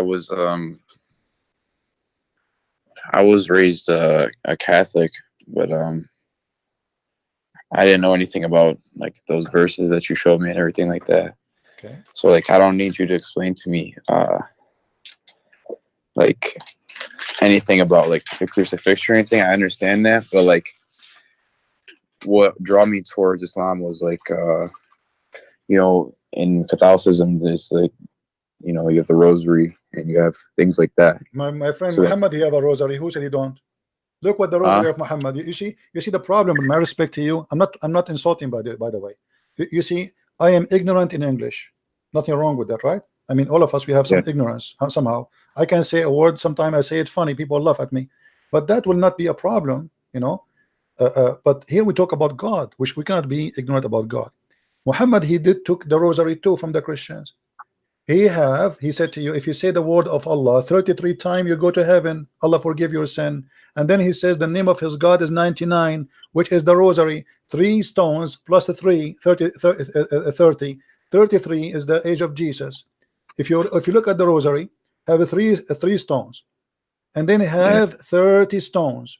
That is the age. That is the age of Jesus. And notice what Islam is about. I'm not. You see, once I sat with the sheikh, long beard. I mean, this guy, look, I did not shave his beard for maybe 15 years. He is an old. I respected this guy. He is look very decent, and he have a rosary in his hand. And I sat next to him. You know, we were visiting like a castle, and I said to him, "Assalamu alaikum, uncle." He said, "Wa alaikum assalam." He said, "What is this rosary with you?" He said, "To praise Allah." I said, "Where do you get this from?" He said, "What do you mean?" He said, "Like you Muslims, where do you get this rosary from?" He said, "I don't know. We do. I took it from grandfather. All of us, we do that." I said, "Isn't it Jesus? He has the age of 33 years in earth." He said, "Yes." "Isn't it Jesus? He spoke that according to Christians, the Father, the Son, the Holy Spirit." He said, "Yes." I said, "Count the words. Count the stones. The Father, the Son, the Holy Spirit, and then the 33 years of the age of Jesus. That is your rosary. You are praying, you are copying from the Christians without knowing. And this is the same as Muslims. Muhammad is nothing but a thief. Everything he have is a theft.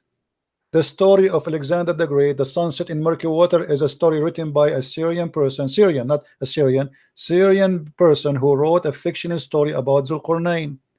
The story of the cave is a story written, a fiction story written by a Syrian bishop, Aramaic bishop, about how the Christians are humiliated and later will be victorious. Muhammad took it, put it in the Quran. Everything Muhammad he have is a theft. So my friend, I want you to be honest with me. Today, this moment is a moment of salvation. I'm asking you, are you brave enough to say the truth, that there's no way that this is from God? Well, I know that what you showed me, like about the sun and everything like that stuff's not true. Okay, if only one thing in the Quran not from God, that's mean the Quran is not from God. What about satanic verses? What about nobody have authority over my followers? What about Muhammad being bewitched?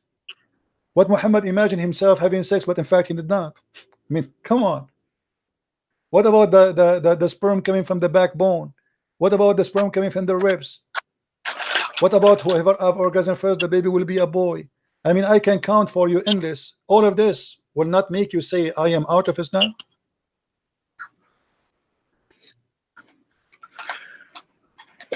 I don't know what else, what path would I go down if it's not Islam, just like my friend, this is not an excuse. Let me ask you. Let me do. Let us say Christianity is false, Islam is false, Judaism is false. That is not. No, I know it's either Islam or Christianity. No, I am saying to you, I'm giving you an example. I'm saying to you that is not an excuse to stay in the false just because I do not know where to go. No, I don't want. I want the truth. This is the truth. Trust me, my friend. I am not here. I studied Islam all my life, not to say to you something I do not know. I know this cult more than any Muslim you ever met. They try to defend the honor of the Prophet, but he is no prophet and he have no honor. Do you know that Muhammad, even when he get married, his first wife, do you know how he married her? Yeah. How? Oh, his first wife. Yeah. How? Khadija. Yeah. How? Do you know that he and his wife, they made her father drunk? No. What do you think if your daughter and her future husband make you drunk, and then when you wake up, she claimed that you married her to this guy? What do you say about such a girl? Okay, CP, you showed me enough, but I just want to know this. So, like, a lot of Christians, they don't even pray, and they just say, like, oh, because Jesus died, now I don't really have to do anything. No, my friend, this is not true. That's not true. Can you clarify? No. You say, hold on. You see, you don't judge Jesus by a Christian, and you know that. You know better than this, correct? Let us Yeah, say, but let you us know, say I for don't the know sake. if I Hold agree on, with my like, friend. you know, Hold on. Let's be praying to honest. Mary No, and no, no. stuff like that in saints. Let us say all the Christians in the world they became false Christian. Let us say all of them. Nobody left. That will not make me not stop believing in Jesus, because okay, don't do what they do. If they don't pray, pray. Who said to you don't pray?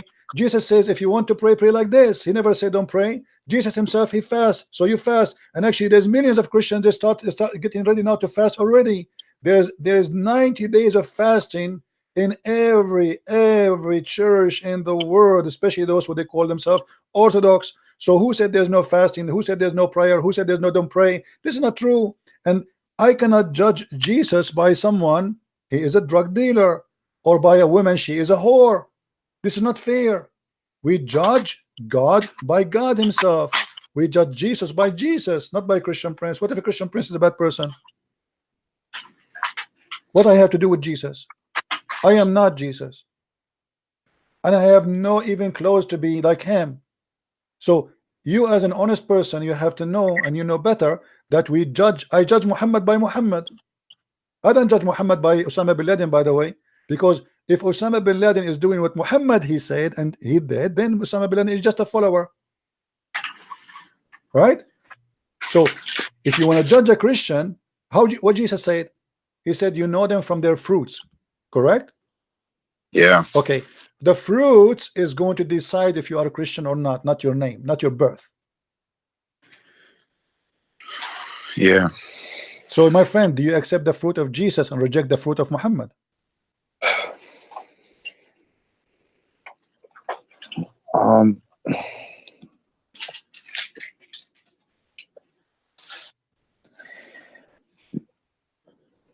Okay, one more thing. Look, you know, there's strong evidence that, you know, the original way the Jews used to pray was just like how the Muslims pray today. So that would have, you know, Jesus prayed that way, and along with his teaching, doesn't that go more with Islam though? My friend, Why don't Christians pray that way anymore? hold on. You are smarter than this. Let me tell you something.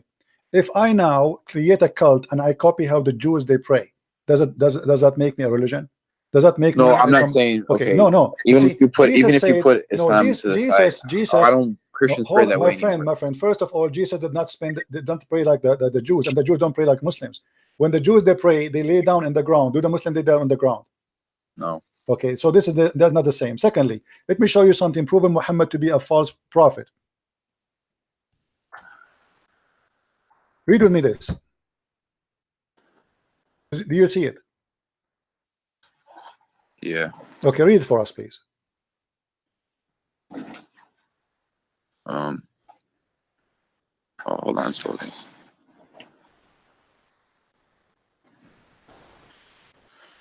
The messenger of Allah used to stand up for a funeral until the corpse was placed in the grave. A learned Jew once passed him and said, "This is how we do." The Prophet sat down and said, "Sit down and act differently from them." Is that a prophet of God, you think? Be honest with me. A Jewish guy, he walked by, he said, "This is how we do it." This is a song, you know it. This is how we do it. And then Muhammad said right away, sit down, act differently. If this is how they do it and this is the right way, who care? You change the way you pray just because a guy he said this is how we do it.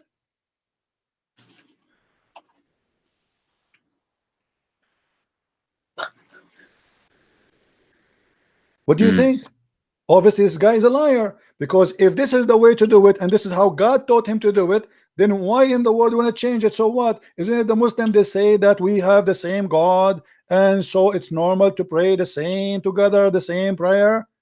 No, Muhammad, you don't like that. Muhammad in a second he changed the way the prayer is, just because a guy walked by and he is a rabbi, and it says here, read carefully with me. And when a learned Jew is a rabbi. Yeah. Okay, so because of a rabbi, imagine to me I am a Christian and I'm praying as Jesus said to me to pray, and then a Jewish guy he says to me, "This is how we do it." I say, oh, I'm not going to do it like this no more, because this is how they do it. Obviously they get me busted. I am copying them. This is why he ordered them to change immediately because he felt guilty. Obviously the Jew, according to Muhammad, how this is how he feel it, the Jew, he got me busted, I'm copying them. This is why he changed it. He changed it right when the guy came In by. a second. It did not, the guy did not even pass. I mean, the angel did not come to him, say, hey, hello, okay, do it differently. In a second. Who are you to change it? So that's mean the way he was praying all this time was wrong?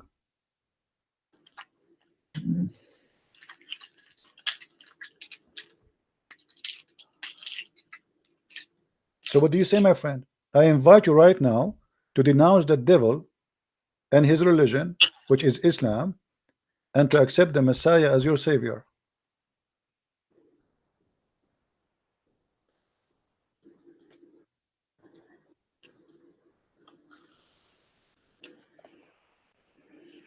Yeah, that's what everyone's sure about.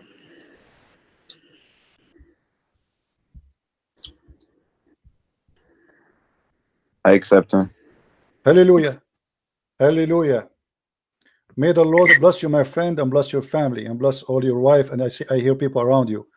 May the Lord guide you and keep you in a strong faith, and don't ever let the devil deceive you again. My friend, the devil, he come to the good hearts from the good window sometime. The Lord, the Messiah, he said, he come to you, they come to you in a clothes of a sheep, but they are wolves. And this is what Islam is about, is nothing but a wolf. I'm so happy for you. Look at the chat. The chat is boiling.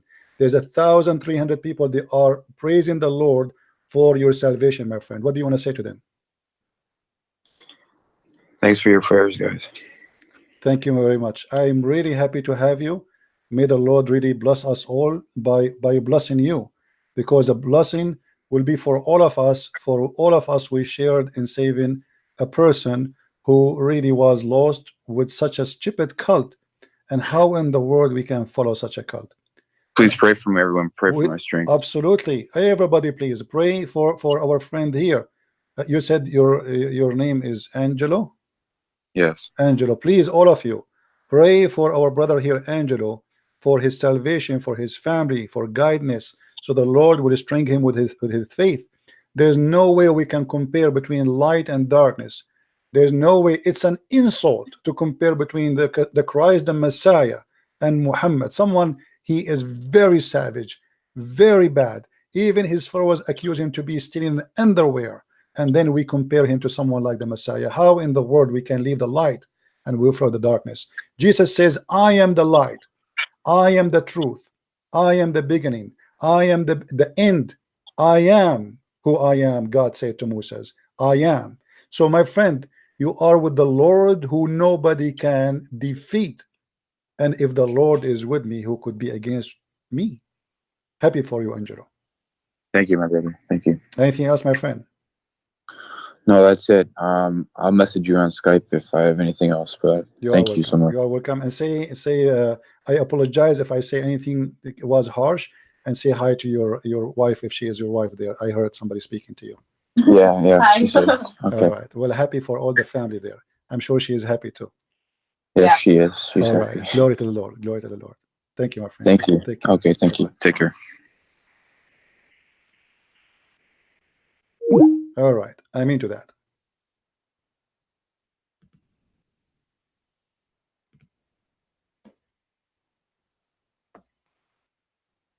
Sometimes you don't know what to say.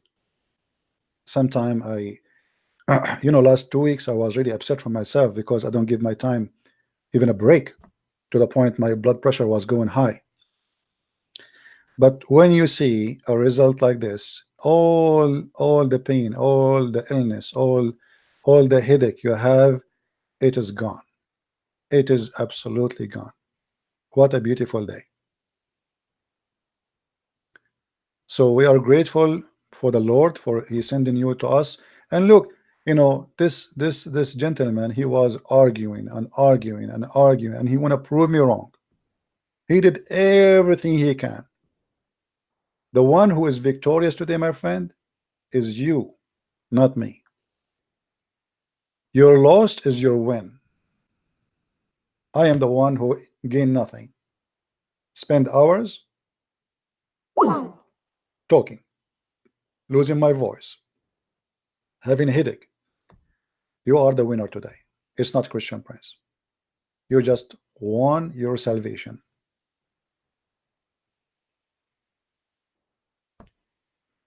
This is why we say to the Muslims, we don't hate you, my friend. We don't hate you, but we hate to see you going to hell.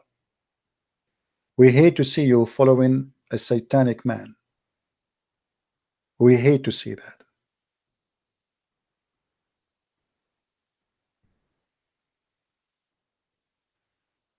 Always remember one thing. If you are a Muslim, if Muhammad is from God, why he don't act like the man of God? What the Muslim they say to us about Muhammad, amazing stuff. The fact, all the amazing stuff they say, it's disgusting. The prophet, he ordered to free the slaves. The prophet, he did not really order to free the slaves. He was making slaves. Bilal himself, he spent his life serving Muhammad as a slave. Muhammad, he had slaves just for sex, and there's a famous one, her name is Mary the Copt, and the Muslims they fabricated lies saying he didn't marry her. You can go right now and search in Google why the prophet did not marry Mary the Copt. The Muslim they will say to you, because she did not marry her, she was his slave. And those are fatwas,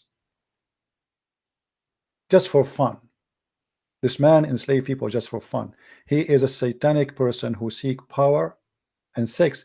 Imagine a guy, he make verses saying any woman she want to give me her private part. How disgusting. Even Aisha in the hadith, she said, isn't it a woman ashamed to give herself?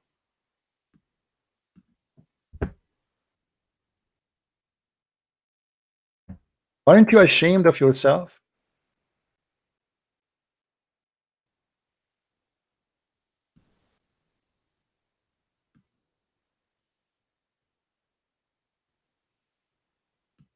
And look how Aisha, she is not stupid, she is young, yes, but she noticed that Muhammad is nothing but a scam.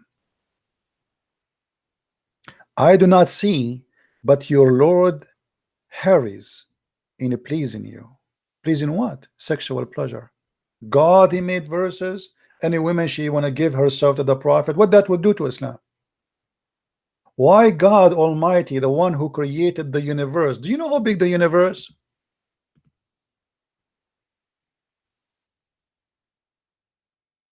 Imagine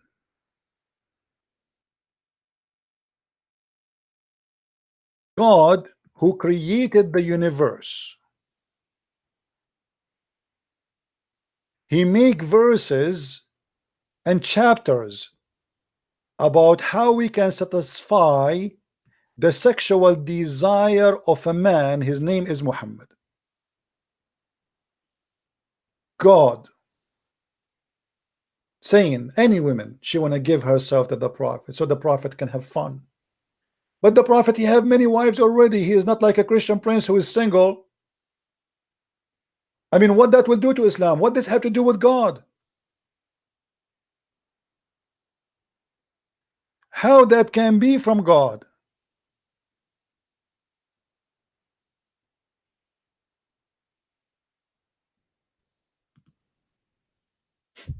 How that can be from God? You tell me. This is God?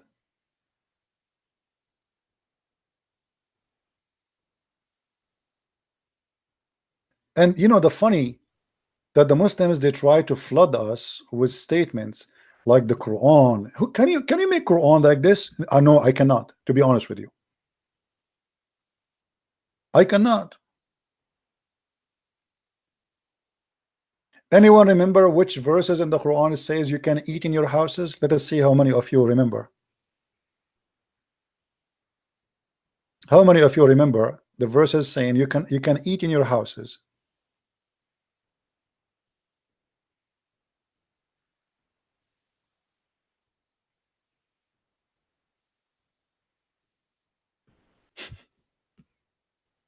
This is God.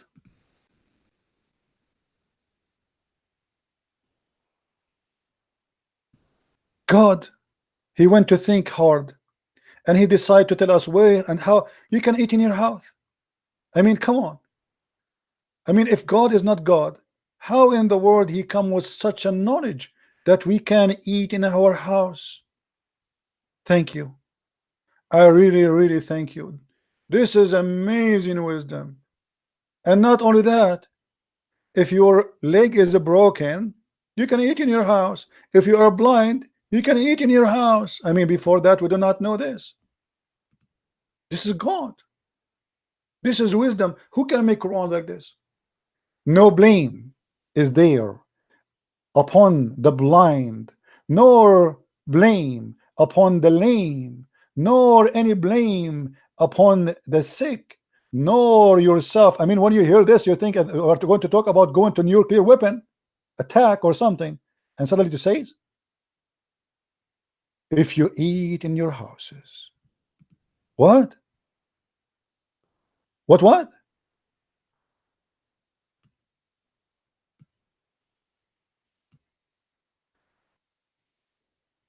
That's astonishing.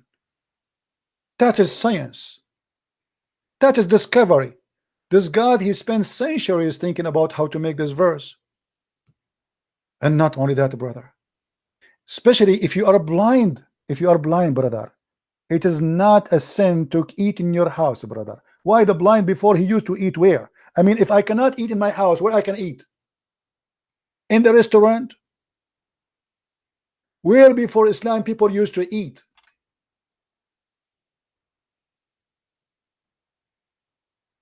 And then the mascara continue. Or the houses of your father. Oof, oof, oof, oof, oof, oof, oof. That's deep. I thought when I was eating in my father's house, I was a thief. But thanks to Muhammad and Allah, now I know it's okay. Or the houses of your mother. Oh boy. Now I feel a lot better. I can eat in the house of my father and my mother. Or the house of your brother. Wow. Things is getting even better and better. I can eat in the house of my brother. Or the house of your sister. Hello. You think Allah is not fair? Here we go. You can eat in the house of your brother and your sister. Or the house of your father, brother. Oh boy. Even the uncle is not forgetting. Are you going to continue? What about you say the auntie? And then, yeah, he said, actually, read it. Or the house of your father, sister. Like, what the heck? Or the house of your mother's brothers. What? This God, he looked like my grandma drinking coffee with her old lady friend. My friend, did you know what happened to this girl? She is going to divorce.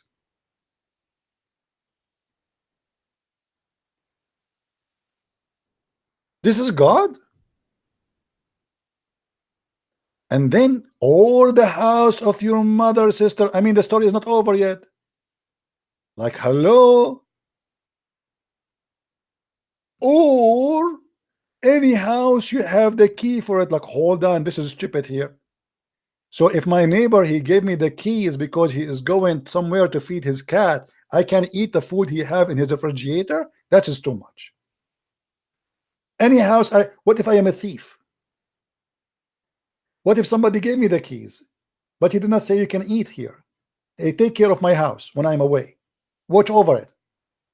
And then, or from the house of a friend. And here the things is getting even bigger. No sin shall it be for you whether you eat together or apart. You know what? I thought it's a sin. I was really worried. You see, this God, he have no problem with kidnapping women, raping them, killing them, taking children, stealing, lying. Even he encouraged people to lie, kissing black stones, going praying in the direction of a stone. But he is very good in details. It is not sin to eat alone or together.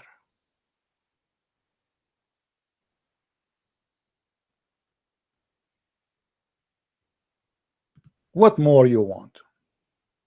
We have a Muslim, I guess, trying to call me. Hello? Hello? Yes.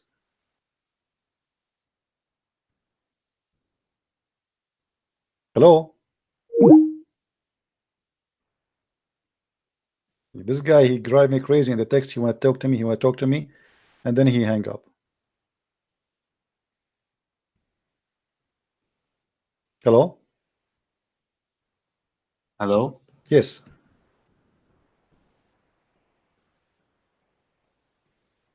Go ahead. We hear you. You're Hello? live.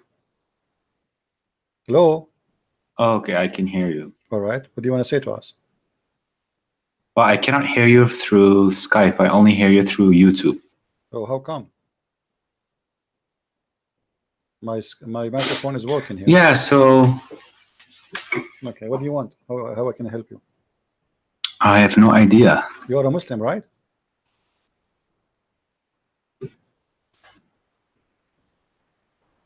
Hmm? Yeah, 1 second, because I only hear you through YouTube, so I hear myself double, so Okay, it's quite annoying. Mute YouTube. So- Mute YouTube.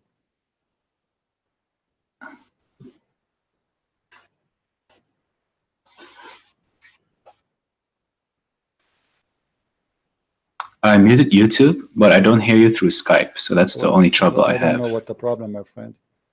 Maybe I need to change Okay, some what settings about now? What where I about can now? allow Okay. Do you hear me now? their voice to come through Skype. Do you hear me now? Okay, we will take another Muslim. Sorry. Hello? Do you hear me now? Their voice to come through Skype. Hello? Do you hear me Yes. now? Do you hear me, my friend? Hello? Yeah, do you hear me? Hello. Sorry, just a second, sorry.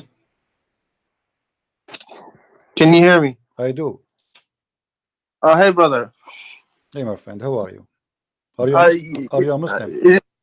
Oh, no, I'm a atheist. Oh, you're an atheist. Well, I am out of bananas today. Sorry. What was that? What do you want to say to us? You're an atheist. The program here to talk to Muslims. Really? Yeah. Oh, no, I just find it interesting what you guys are talking about. Okay. Well, I have to let you go because we are taking the calls from Muslims. We have this guy trying to call. Let's see this guy.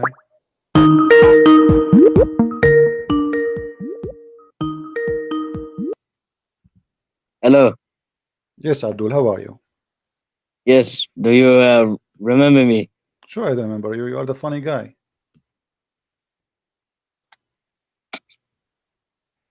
The one you don't look like your father. You look like your mother. Correct? Yeah. Yeah. Yeah. So what do you think about that? Did you think about it? That's why your prophet says that you don't look like your father. You look like your brother if you have sex and you have orgasm first. Yeah. Okay. What the conclusion come to your mind? Yeah. You say Islam is false, right? I'm asking you about the same topic we asked about, and you did not answer me until now. Why you did not Okay. talk about it? Why? Let's. Why your prophet? He says the one who comes first will control the look of the baby. Is that true or this is stupid? You claim something else. Well, I mean, we go the same topic we are talking about. Until now, you did not answer me. Why do I talk about it? Because I want to talk about chapter Okay, 86. no problem. Why you verse don't answer 6. this one first? Chapter 86, verse number what? 6? Yes. Okay. Show me where it says sperm. Show me where it says sperm. Yes. Show me. Well, your prophet here explained the hadith. Show me where it says sperm. So if Show me where it says sperm. okay, okay. So let us see what it says sperm. Do you want to see? Yeah. Okay. Can you see my YouTube? Yeah. All right. No, Quran. Show me where it says sperm. Yeah, we will show you Quran too. Okay. So you are saying this one does not talk about sperm, right? No. Okay, so the gushing fluid is what? It's ejaculation. So it's ejaculation. So what is the ejaculation? Muhammad says we are in the father's loins. So what that is we the are ejaculation? So in the what father's is loins. what is the ejaculation? What is that? You said it's Yeah, not yeah, sperm. yeah. So is it sperm Oh. or not? Oh yeah, wait. Oh no, wait. I'll answer it. I'll send you a link. Don't tell me a link now. Answer. You read the link. You read the link for me. Now answer me. You said it is ejaculation. What is ejaculation? Is it sperm? When you ejaculate, what you have? You have a sperm, or you have but water? when you and water? ejaculate, there's like gushing fluid going through your brain, through your loins. In the brain. This is in the brain. No. Uh. Listen, I'll send you the link. The link is in front of me. Here we go. This is Ibn Kathir. Read with me. No. What no? From science. Don't waste my stupid time. Yeah, science. Go get lost. Abdul talking about science. You don't even know how to read, write your name. This is what the Quran is saying. Proceeded from between the backbone and the ribs, meaning the backbone or the loins of the man. By the way, it says the backbone, not loins, and the ribs of the woman, which referring to her chest. Let us see this guy here. Hello? Hello? You hear me now? I can hear you now. I fixed my microphone. All right, my friend. Muhammad, how I can help you, Muhammad? Yeah, so I've been listening to your YouTube channel for about a month, and I always finish the whole 1.5 hour or 2 hours that you've been talking about the religion Islam, and it seems that you are very educated, and I have done some research about you. It seems that you are very knowledgeable about the topic. Okay. And I have some, I'm in doubt, so I'm just trying to confirm the things that you have already been saying. Okay. And basically, I've been thinking about, I heard that when Muhammad made up the Quran, it never got written down until he died many years afterwards. Is this true? Correct. Because I can't. Correct. Okay, this is correct. Yeah. Do you know? And but do you know why? Do you know why this happened? From what I know, it seems that he didn't really give a shit. And no. You see, in chapter, let us use a good words, the good language. Chapter, okay, sorry. Chapter Excuse 75. Me. Chapter 75, verse number 17. It says, "Inna alayna jam'uhu wa Qur'anahu." Allah said, supposedly, that it is the duty of Allah to collect the Quran and to recite the Quran, not the duty of any human being. This is why in the beginning the Muslims, they never collected the Quran, because simply this was really the duty of Allah. Okay, that's very interesting. Yeah. This is the first time I hear you talking about it as well. I don't I don't talk about everything I know, my friend. I'm like, you know, like go to the library. Unless you touch the book, you open it, you don't see what is inside, right? So you mention a topic, so we go there. So now here you notice here that Muhammad is claiming that the one who collect the Quran, it should be Allah. But this is proof Islam to be false, because never the Quran collected by Allah. Okay. Yeah, I've been trying to reach as much hadith and Quran since I've been listening to you, because every single time I hear you talk, I read the chapter you're giving us, and I'm just like blown away, because right now I'm nearing my 27th birthday, and my whole family is religious, and I don't know anything except Islam. And as I got older and I got more exposed to the internet, and as you said it, you walked for I don't know how many hours to a library to just read a book. When I came, when the internet became very available to me and I started researching my own religion, I felt that this is strange. It's very strange. So I'm just trying to collect as much evidence for myself to make sure that. How long you are listening to me today? I listened to you since the beginning of the broadcast. So you saw what happened with this gentleman before you, right? Yeah, Angelo. Okay, what do you think? Let us say if I am speaking to you, not him, from the beginning. Yeah. What do you think? What is your decision will be after all of this?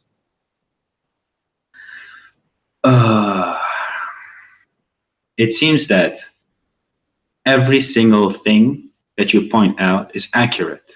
I cannot deny it because it's plainly written there, and I can understand Arabic a little bit, but when I go by word for word and I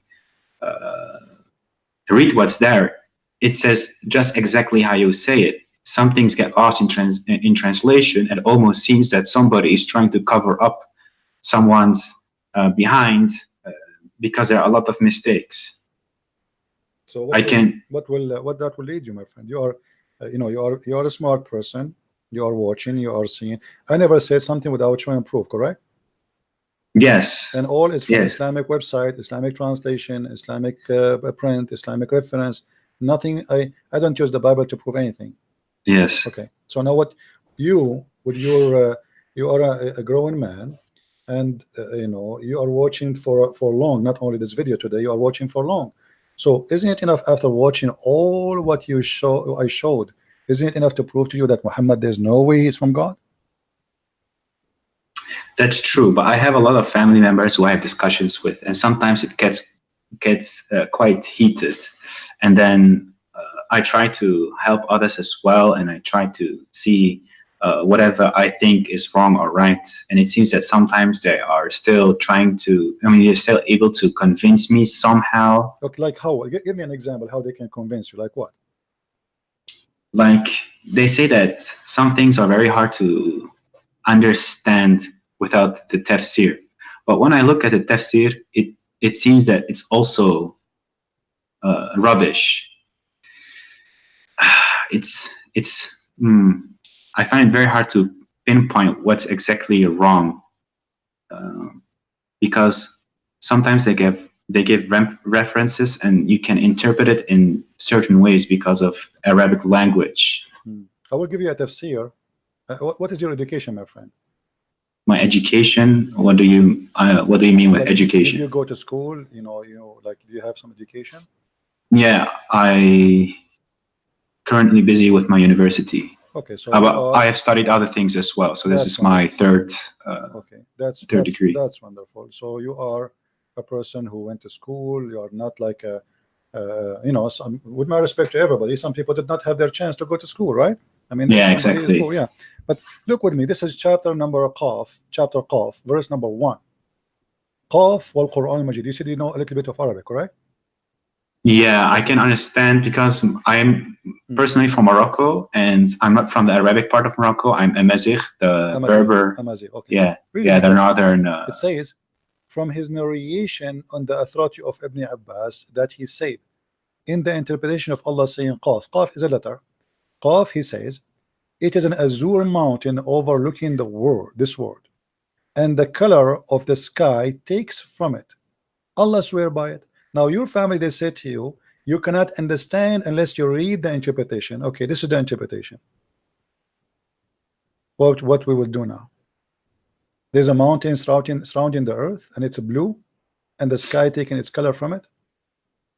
Yeah, this is strange. Exactly how you point out many things. This is also what I stumble upon, and I notice that it's very incorrect and it makes no sense. And I don't know what I need to do with this kind of piece of information that somebody spent so much time making this up. Very confusing. And there is no reason for somebody as a Muslim to lie about his religion, right? I mean, those are scholars, those are not Christians, right? Yeah, and exactly. Yeah. So if we go and have you ever heard of a scholar? His name is Ibn Kathir. Yeah, Ibn Kathir, I know him. Yeah. Okay. Who is Ibn Kathir? Muslims, they say, some of them, they say that Ibn Kathir is a very big scholar, but you will notice that the Muslims, when they want, they like Ibn Kathir. When they want, they don't want Ibn Kathir. Have you ever heard of a chapter? It's called Al-Qalam. Not sure. Maybe I know the what's written inside, but not necessarily the chapter name. Let me show you the verses. chapter 68, verse number 1. Have you ever read this verse? I probably have read it, but sometimes, you know, also when I was younger, I was reading Quran the whole time, but Arabic's not my primary language. Okay. So I read it without knowing what it actually says. Okay. Well, if we go, let us see if we can get the interpretation for it in English. This is a chapter 68, verse number 1. Let us go here.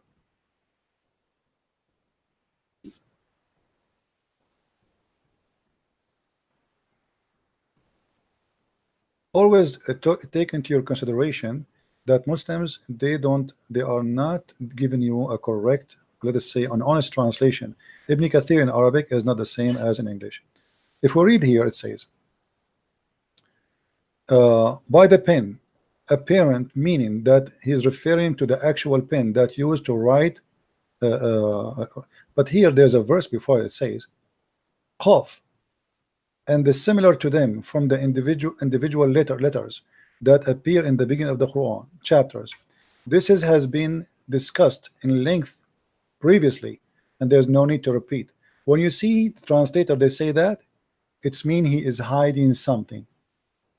Let me show you what he is hiding. This is Ibn Kathir in Arabic.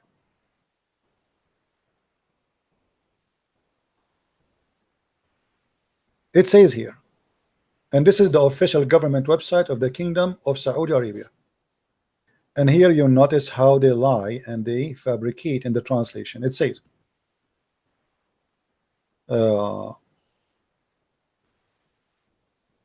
نون هو حوت عظيم على تيار الماء العظيم المحيط. Do you understand what I'm saying, or you don't?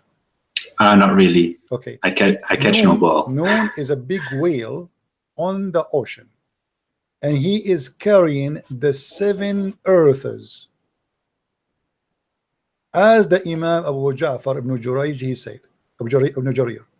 And then he continued, says, Allah, he created Noon, and he made the steam go up, and then from there he opened a hole in the sky, and he made the earth flat, and all of this in the top of the whale Noon.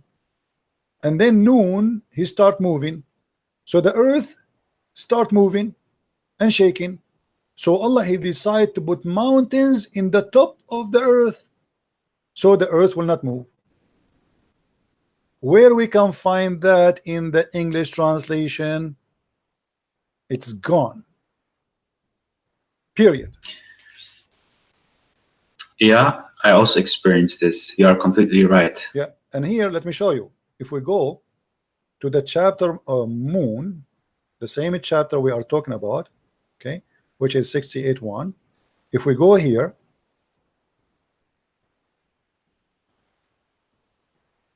this is why you cannot learn Islam from Muslims, because simply, especially if you don't know Arabic, you know, they fabricate, they don't give you the true answer. Read carefully with me. This is Ibn Abbas. Your family, they say to you, you will understand the Quran only if you read the interpretation, right? Yeah, exactly. And let us read together. And from his narration and the authority of Ibn Abbas, that he said regarding the interpretation of Allah saying Noon. Noon, he says, Allah swear by Noon. I mean, that's funny. Allah swear by Noon. Why Allah swear by Noon? People, they swear by something bigger than them, more important. Then, which is a whale that carries the earth on its back while in water, and beneath which is a bowl, and under the bowl there is a rock, and under the rock there is a dust, and none knows what is under the dust save Allah. Here, look at look at the honesty. Like, come on. I mean, we know everything, and behind the dust we do not know. Don't ask me, please. That's it. You know. So what is this? This is religion. The Muslims are reading this for centuries, and they believe in it. And now the Muslims, they will try to hide it from you. And then not only that. Okay, are we done? We're not done. The name of the whale is Luwish, not Luwish Farrakhan. This is different Luwish, and it said it is Lotaya. The name of the bowl is Bahamut, and some they say it is the Lahut, or Leona. I mean, look how many names already. I mean, they are not sure. And the whale is in the sea called Edward, and it's like a small ball in a huge sea. The sea is in a Hollywood Rock, whereby there's 4,000 cracks. Imagine they knew even how many cracks there. And until now, science could not dive to the deep ocean, but the Muslims, they dive already, and they count the crack in the ground. And then from each crack, water spring coming out from the earth. And it's are we done? No, we are not done. And it's also said that Noon is one of the name of Allah. Like, what the heck? A second he was a whale, now it's a name of Allah. I'm writing this down. This is the most interesting bedtime story I've seen past months. I've been listening to you. Oh, my friend, keep listening, and you will hear every day a story. Islam is nothing but a madness. And you know, look, I mean, the story continue, but you see how they hide in the translation in Ibn Kathir. In Ibn Kathir in English, we cannot find this. We can find it only in Arabic. So you need to ask yourself, why the one who translated the interpretation, he did not translate? Because it's very embarrassing. This is obviously, it's very embarrassing. So we cannot translate that to you, otherwise everybody will laugh at us. Yeah. Oh my God, man, this is like a whole new level of stupidity. I mean, most of the time I lay in my bed and I hear your stories, and I'm close my eyes, I off my phone, I can hear you talk, and I laugh sometimes because it gets so hilarious. But this, the more I keep digging, the more I feel that there is no.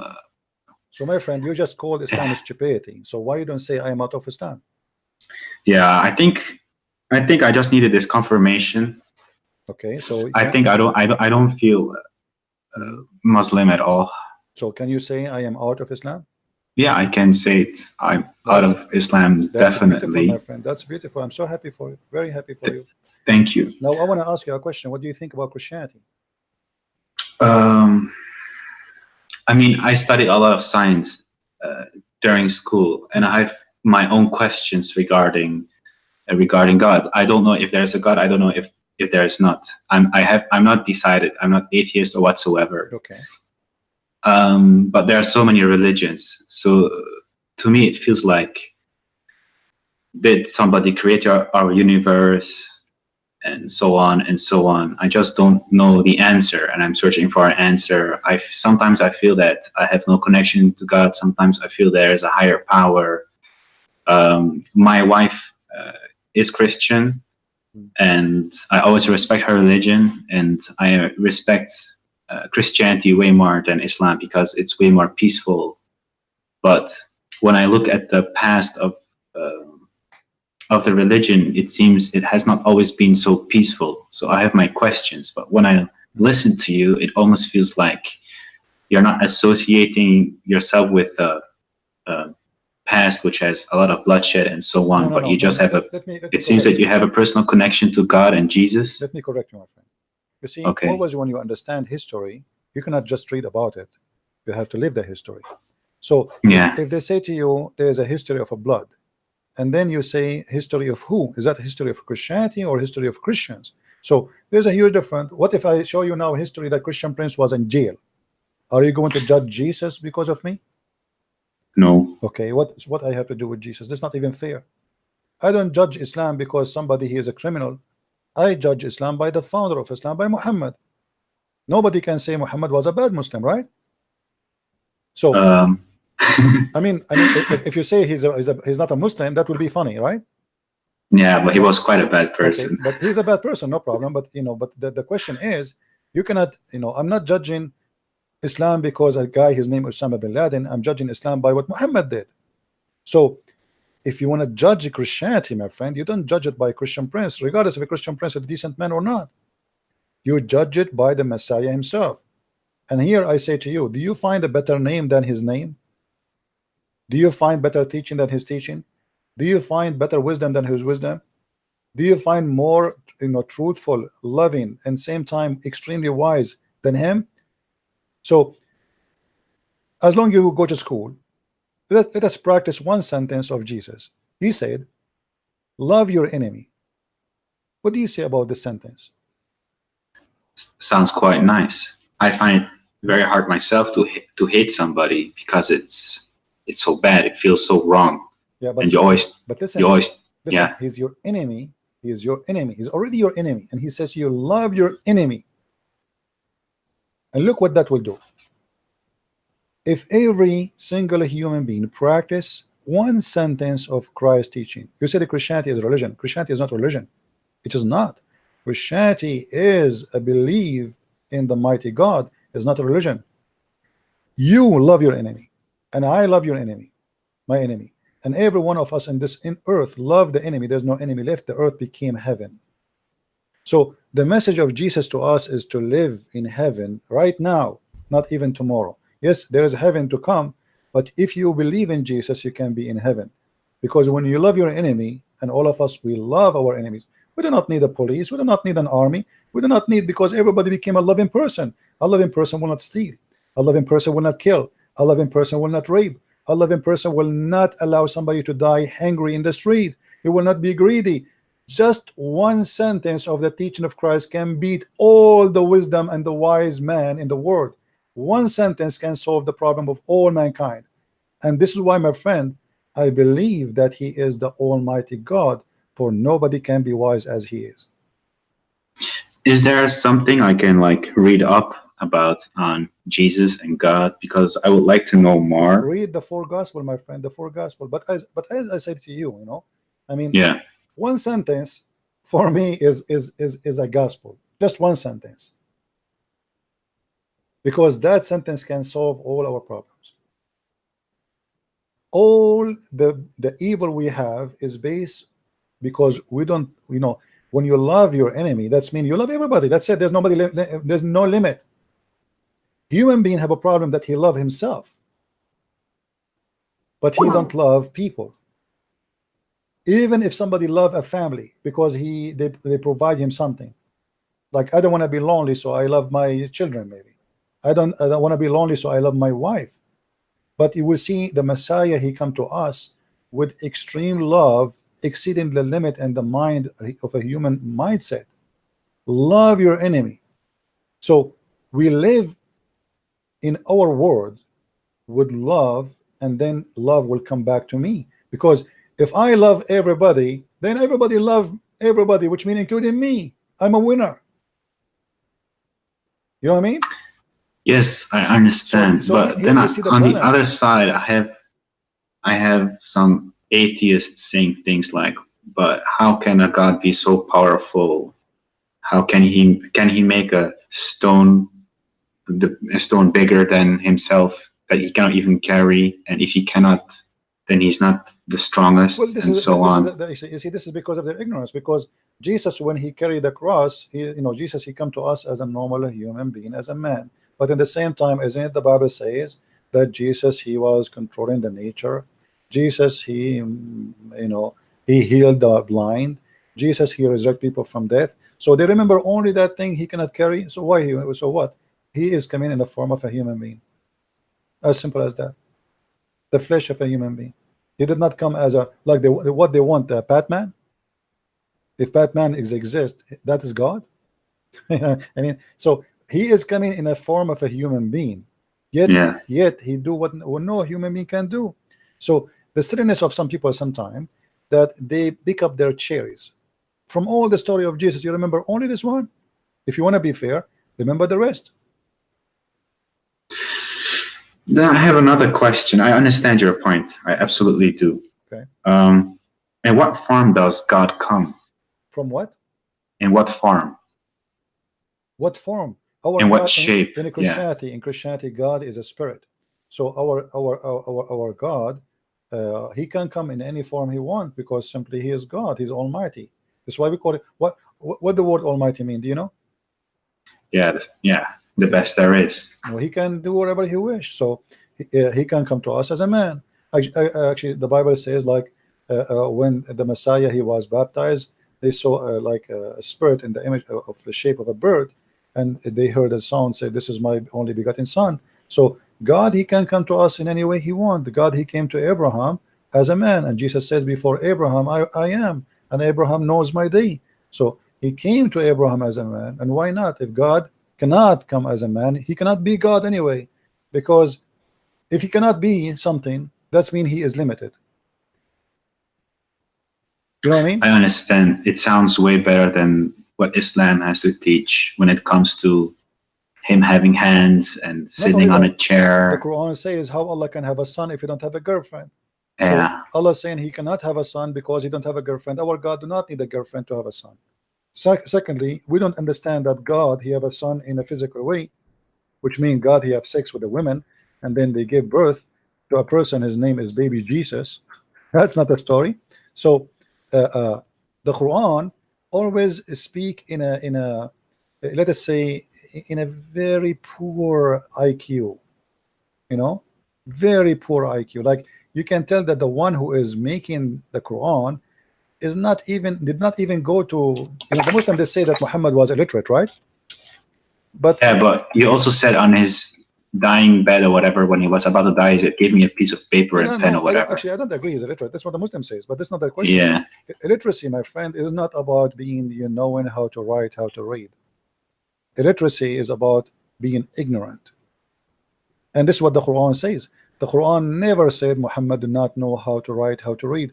But how you can, you know, confirm to the ignorant to say to them your prophet was not illiterate? The Quran, but the Quran says that. You see, if you go in the Quran, the problem that Muslims do not want to listen. You go in the Quran, chapter 2, verse number 78. Can you see the screen? Yeah, I can. Okay. What the verse saying? We can change the translation if you want. I don't know what translation you like to read. We can go, let us say, Yusuf Ali. Yeah, it's any translation is okay with me. All of them, they are wrong, by the way. I don't take any one of them. But you know, as always, we say customers come first. You know, this is customer first policy. Okay, this is Yusuf Ali. Okay, and they are among them illiterate who know not the book. Do you see it? Yes. So who is illiterate according to Quran? The one who don't have a book, who do not know a book. Nowhere in the Quran says that illiteracy is about knowing or not knowing how to write, how to read.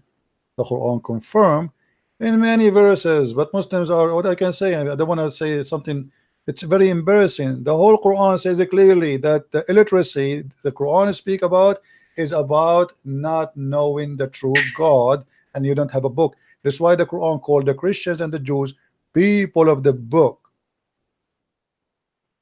Yeah, I hear it quite often. Yeah. What does it say in Arabic when it comes to illiteracy? That's it. Ummi. This is, you see the word illiteracy is ummi. Here you go. This is the word the Muslim they say that Muhammad is ummi because it says in the Quran that he is ummi. But ummi is taken from the Jews. You know, the Gomai in the Bible is the one who is, they are from the nations. They are not believers in God, so they call them illiterate. You know, all those verses in front of us. It says and confirm that. As an example, it says here. Chapter 3 verse number 20, they say, and say to those who were given the scriptures, the Jews and the Christians, and those who they are illiterates. Do you see it? Yeah. Why they are illiterates? Because they're Arab pagans, they don't know a book. So here we can confirm that what the Quran and Islam teach about illiteracy is about knowing God. But those funny Abdul, they don't want to listen. So when I debate them, I say, okay, you want to say your prophet is illiterate? No problem. But I can't do, I give up. You know, it's like somebody, he want to prove to me that his prophet is a donkey. Okay, I agree with you, no problem. Illiterate. At the end of the day, he's illiterate because he is illiterate about the Bible, he is illiterate about God, he's illiterate about everything. And yet he claimed that he is the most knowledgeable person.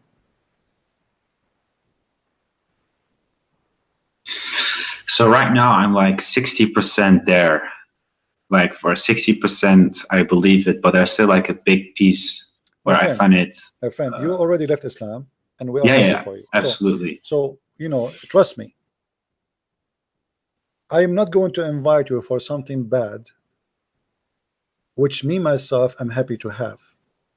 If a Christianity, if being with Christ is something ugly, nobody is forcing me. I live in America. I am a free man. I can be an atheist in a second. Exactly. So why in the world I want to believe in him? And I think you can tell I am not a low IQ person. Yes. So why in the world I want to believe in the Messiah? And why I want to invite you to believe in him? Let me tell you something, my friend. Your name is Muhammad, right? Yeah. Okay, Muhammad. Time go fast, and nobody guarantee what is going to be tomorrow. Tomorrow might never come. Maybe to me, maybe to you. I might go to sleep, never wake up. It happened to millions of people before us. It happened every day. Do we agree? Exactly. Yeah, that's true. So what is my guarantee that even tomorrow will come? I am invite you right now to accept the Messiah. The Messiah, he said clearly, there's no salvation but by me. I am the truth. I am the resurrection. I am the Alpha. I am the Omega. So I am inviting you now to accept, because this is an opportunity might not come to you tomorrow. You never know. Maybe an hour from now, me and you, maybe we die. Yeah, but how about if I feel that almost to a point that I'm trying to believe, but deep inside I feel like I'm still not all the way there. So even if I would accept it, it still feels like I'm not honest. Because no, I don't want you to accept if you don't believe. Yeah. No, we don't do that. We don't say Shahada in this Christianity. No. I'm not asking you to say I accept the Christ if you don't accept the Christ. You have to be honest, because even that, if you do that, still you're not saved. You're not saved. You know? Yeah. You have to say it from your heart. You have to be a believer. You know? The Messiah, he said, not everyone says to me, Lord, Lord. So saying to him, Lord, will not save you, my friend, unless you believe in him and you follow him. So I am asking you to believe and to follow, not to say I accept. Saying I accept is just to announce your belief, but not just to say a statement and that will save you. I understand. I understand you completely. So that's why I don't want to do like a false conversion. No, where, I don't want you to do that. Oh, yeah. When in about a week I might still have doubts, and then you know, I will feel that I will personally feel that okay, I was not ready yet to do it. No problem. Because personally, like I said, my wife is Christian. Her whole family is Christian, and they have nothing else than Christianity. I've also back in. When I first was dating her like 3 years ago, I went to a church, and then it felt still very strange to me. I just wanted to experience, because I've always been very open to everything. And right, friend. You know, I will pray for you, and I ask everybody here in the chat, please pray to our brother here, Muhammad, so the Lord will open his eyes and will bring him to see the truth, and the truth will set him free. We pray, my friend, that the Lord will help you, will guide you, will open your eyes, and he will receive you. He said, knock at my door and I will open for you.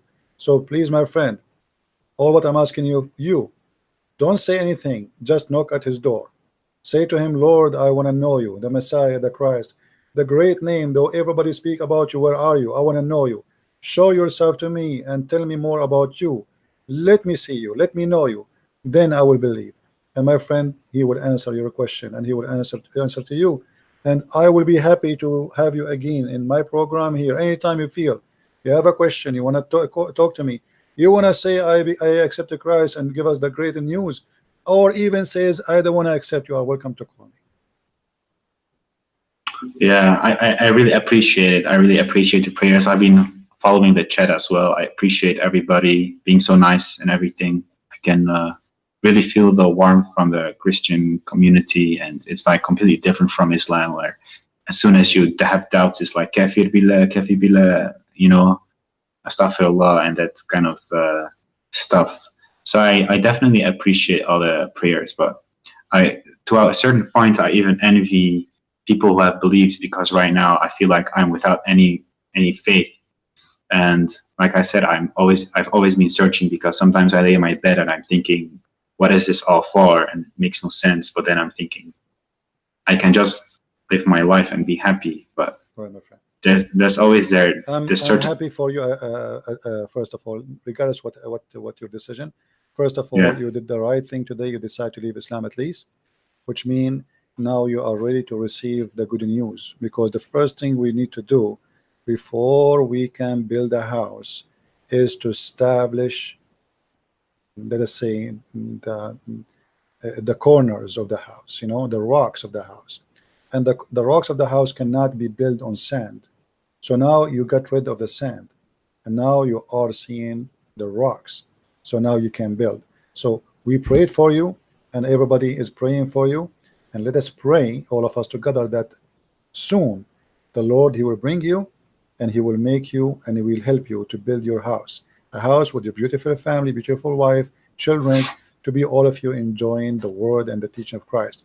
And you will see how amazing that life will be. Actually, there is something I did not share with anyone.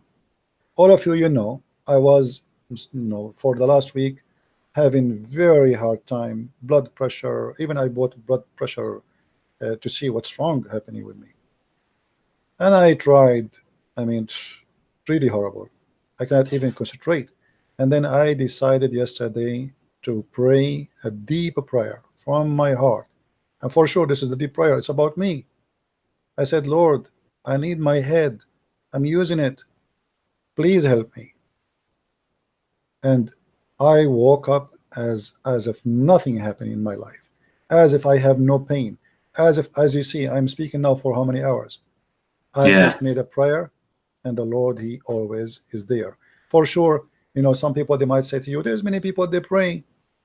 The Lord, He always acts in a mysterious way. When you speak really from your heart, when you are a person, especially if you know, if you are his servant, if you are His soldier, if you are a person not asking for yourself, then the story is different.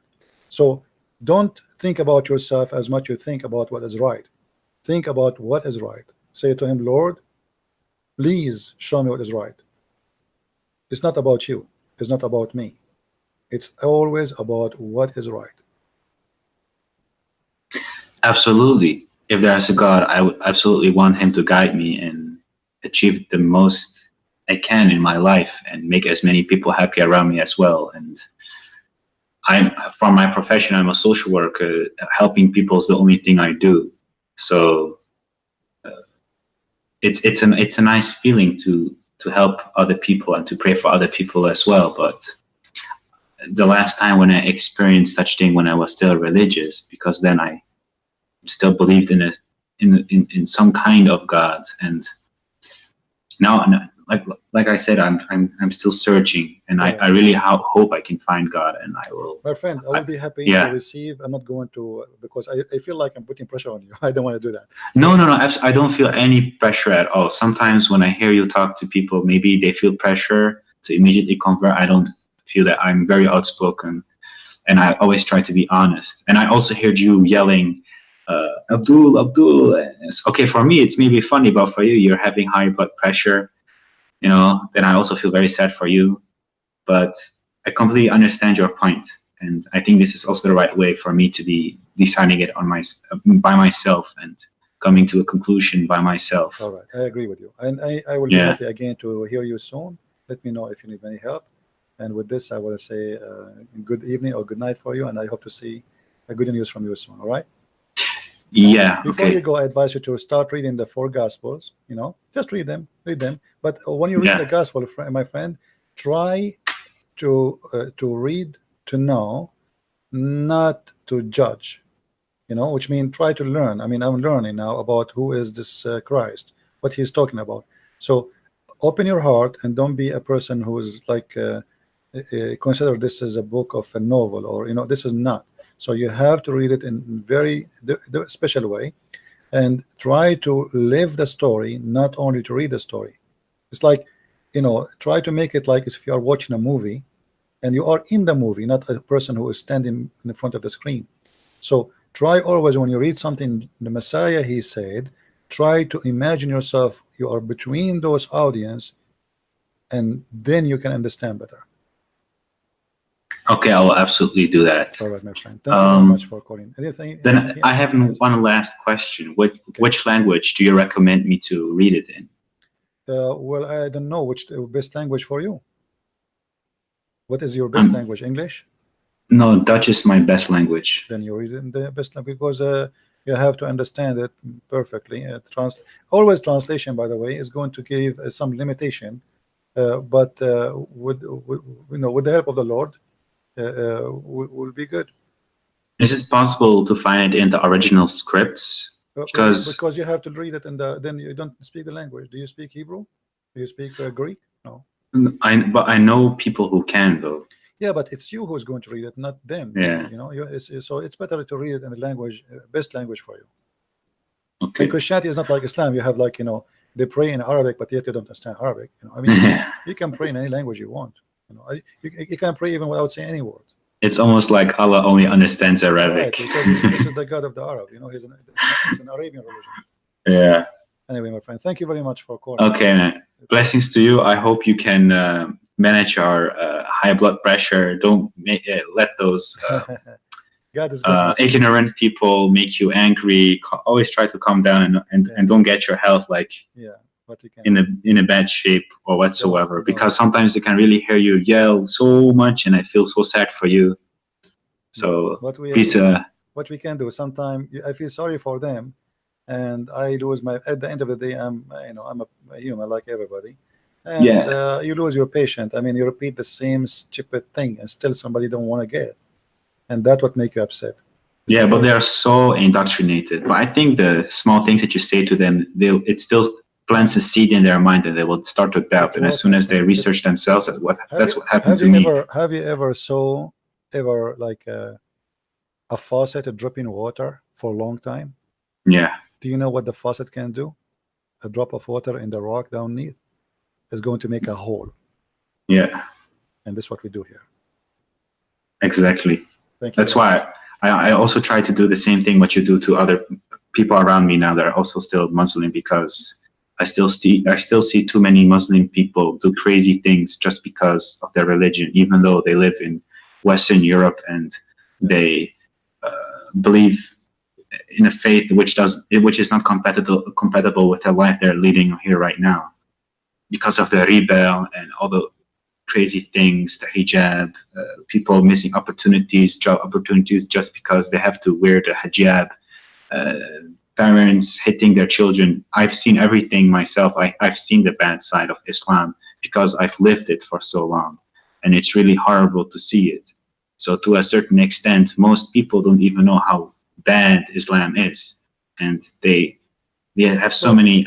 So like you yourself look like struggling with Islam for a while, but you don't want to say I decide to leave it because it's kind of too much to do that. Like you are already listening to me and watching my videos. Yeah. Already you agree that this is no way. This is from God. But you see here you need to take some change in your life.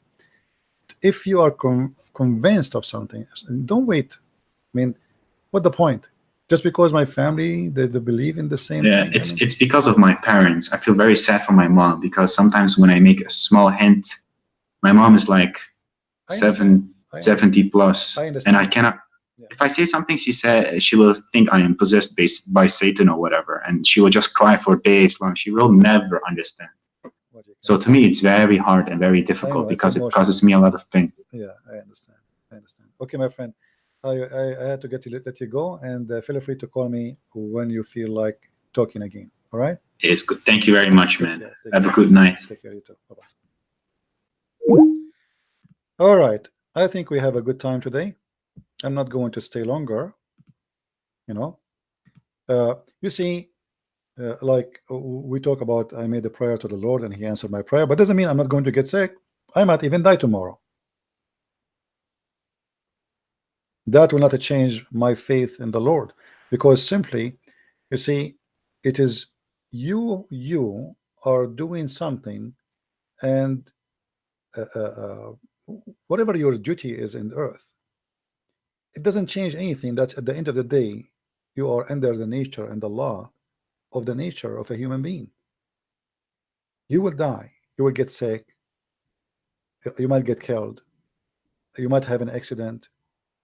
And always don't judge the Lord by things happen to you. You are born to die, my friend. You are born to die. What Jesus said, let the dead bury the dead. They are dead. Burying the dead. Always remember that. So don't be the same as the atheist. Say, okay, why this person he have a cancer? He was a Christian, good a Christian, but cancer have nothing to do with being good a Christian or bad a Christian. Cancer happened to atheists, to believers, disbelievers, all kind of people. The Bible says that the Lord he created the sun to raise above the good and the bad, and all they will get the benefit of it. So we are out of heaven, and the day we are out of heaven, that's mean we are out to die. And the only way to come back to this heaven is to be with the Lord. So you will be sick even if you are a believer. You will die even if you are a believer. You might get killed. You are a believer. That will not change anything. But there's a huge difference between somebody he is a believer and someone he is not. Death means nothing to me except seeing the Lord soon. Death to someone he don't believe is horrible. There is a story about a monk. He is dying. They ask, the other monks, they ask for a doctor to come and see him. Maybe he can help him. The doctor get in, he check him out. The guy is very old. He said to him, I don't think you will live until tomorrow. You are in a very bad shape. And then he came out, the doctor, and he told the others, he said, I think your brother, he lost his mind. They said, why? He said, I just told him you will die by the end of maybe tonight.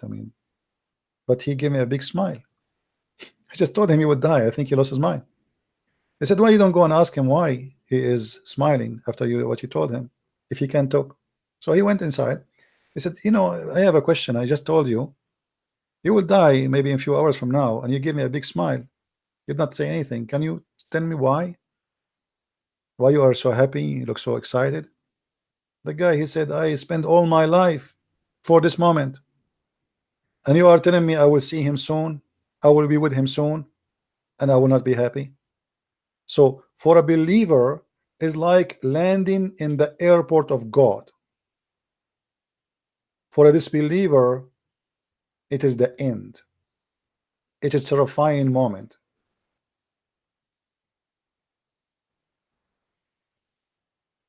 Which mean, even let us say a Muslim, they say atheists, they say whatever they say, Christianity is false. Even that will give you happiness even in the moment of death, for you are not left alone. Death for you is just a start of a journey. It is not the end of it. Death for them is the end, a very ugly end.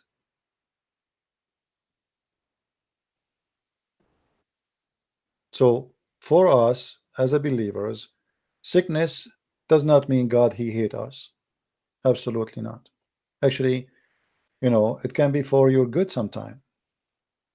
When I was in Germany, I met with the Muslim women. I was invited by a brother Amir. You know Amir, right? You see his YouTube. I was invited by him to his he have fiancé family, and I was invited for like a lunch with them, even though I don't really like to eat in anyone's house, but I've been forced, really. I could not say no. And there they invited two ex-Muslims, one from Jordan and the other one was Lebanese. If you remember, the Lebanese lady who spoke to me in Skype and she decided to leave Islam, you remember her? The one, her brother is a sheikh from Hezbollah, big sheikh for the Shia. She was there. This woman, she started thinking about Christ after she had her cancer, not before.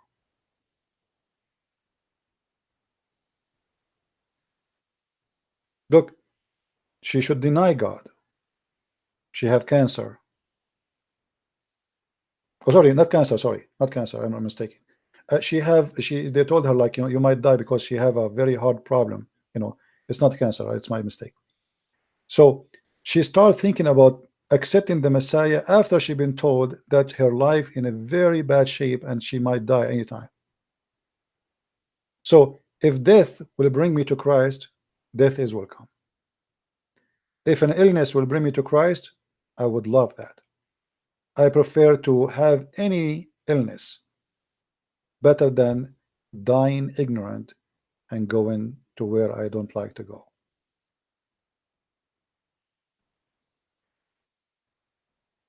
So everybody, he have, let us say, he received his ticket, he received his invitation in somehow, and some of us we reject and we refuse, and some of us we accept with happiness. Now the one who rejects, he will pay the price. This invitation will not come every day forever. Time will come, you breathe and never breathe again. That's it. It was your last moment. After that, there's no solution.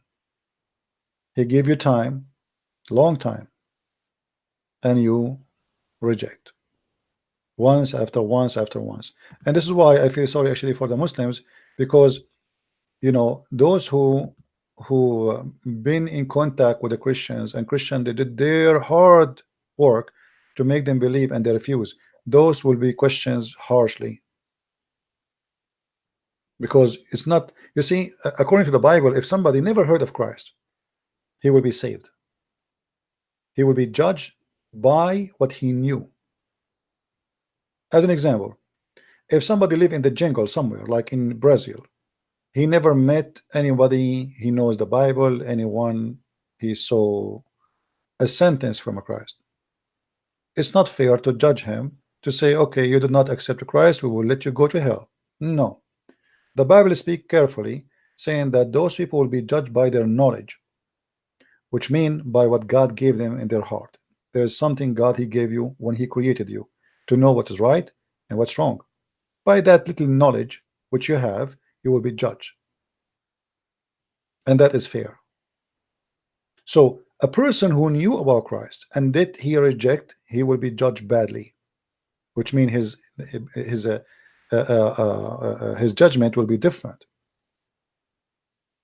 And actually, this is fair. If somebody have let us say, he's born with mental illness, he will not be judged.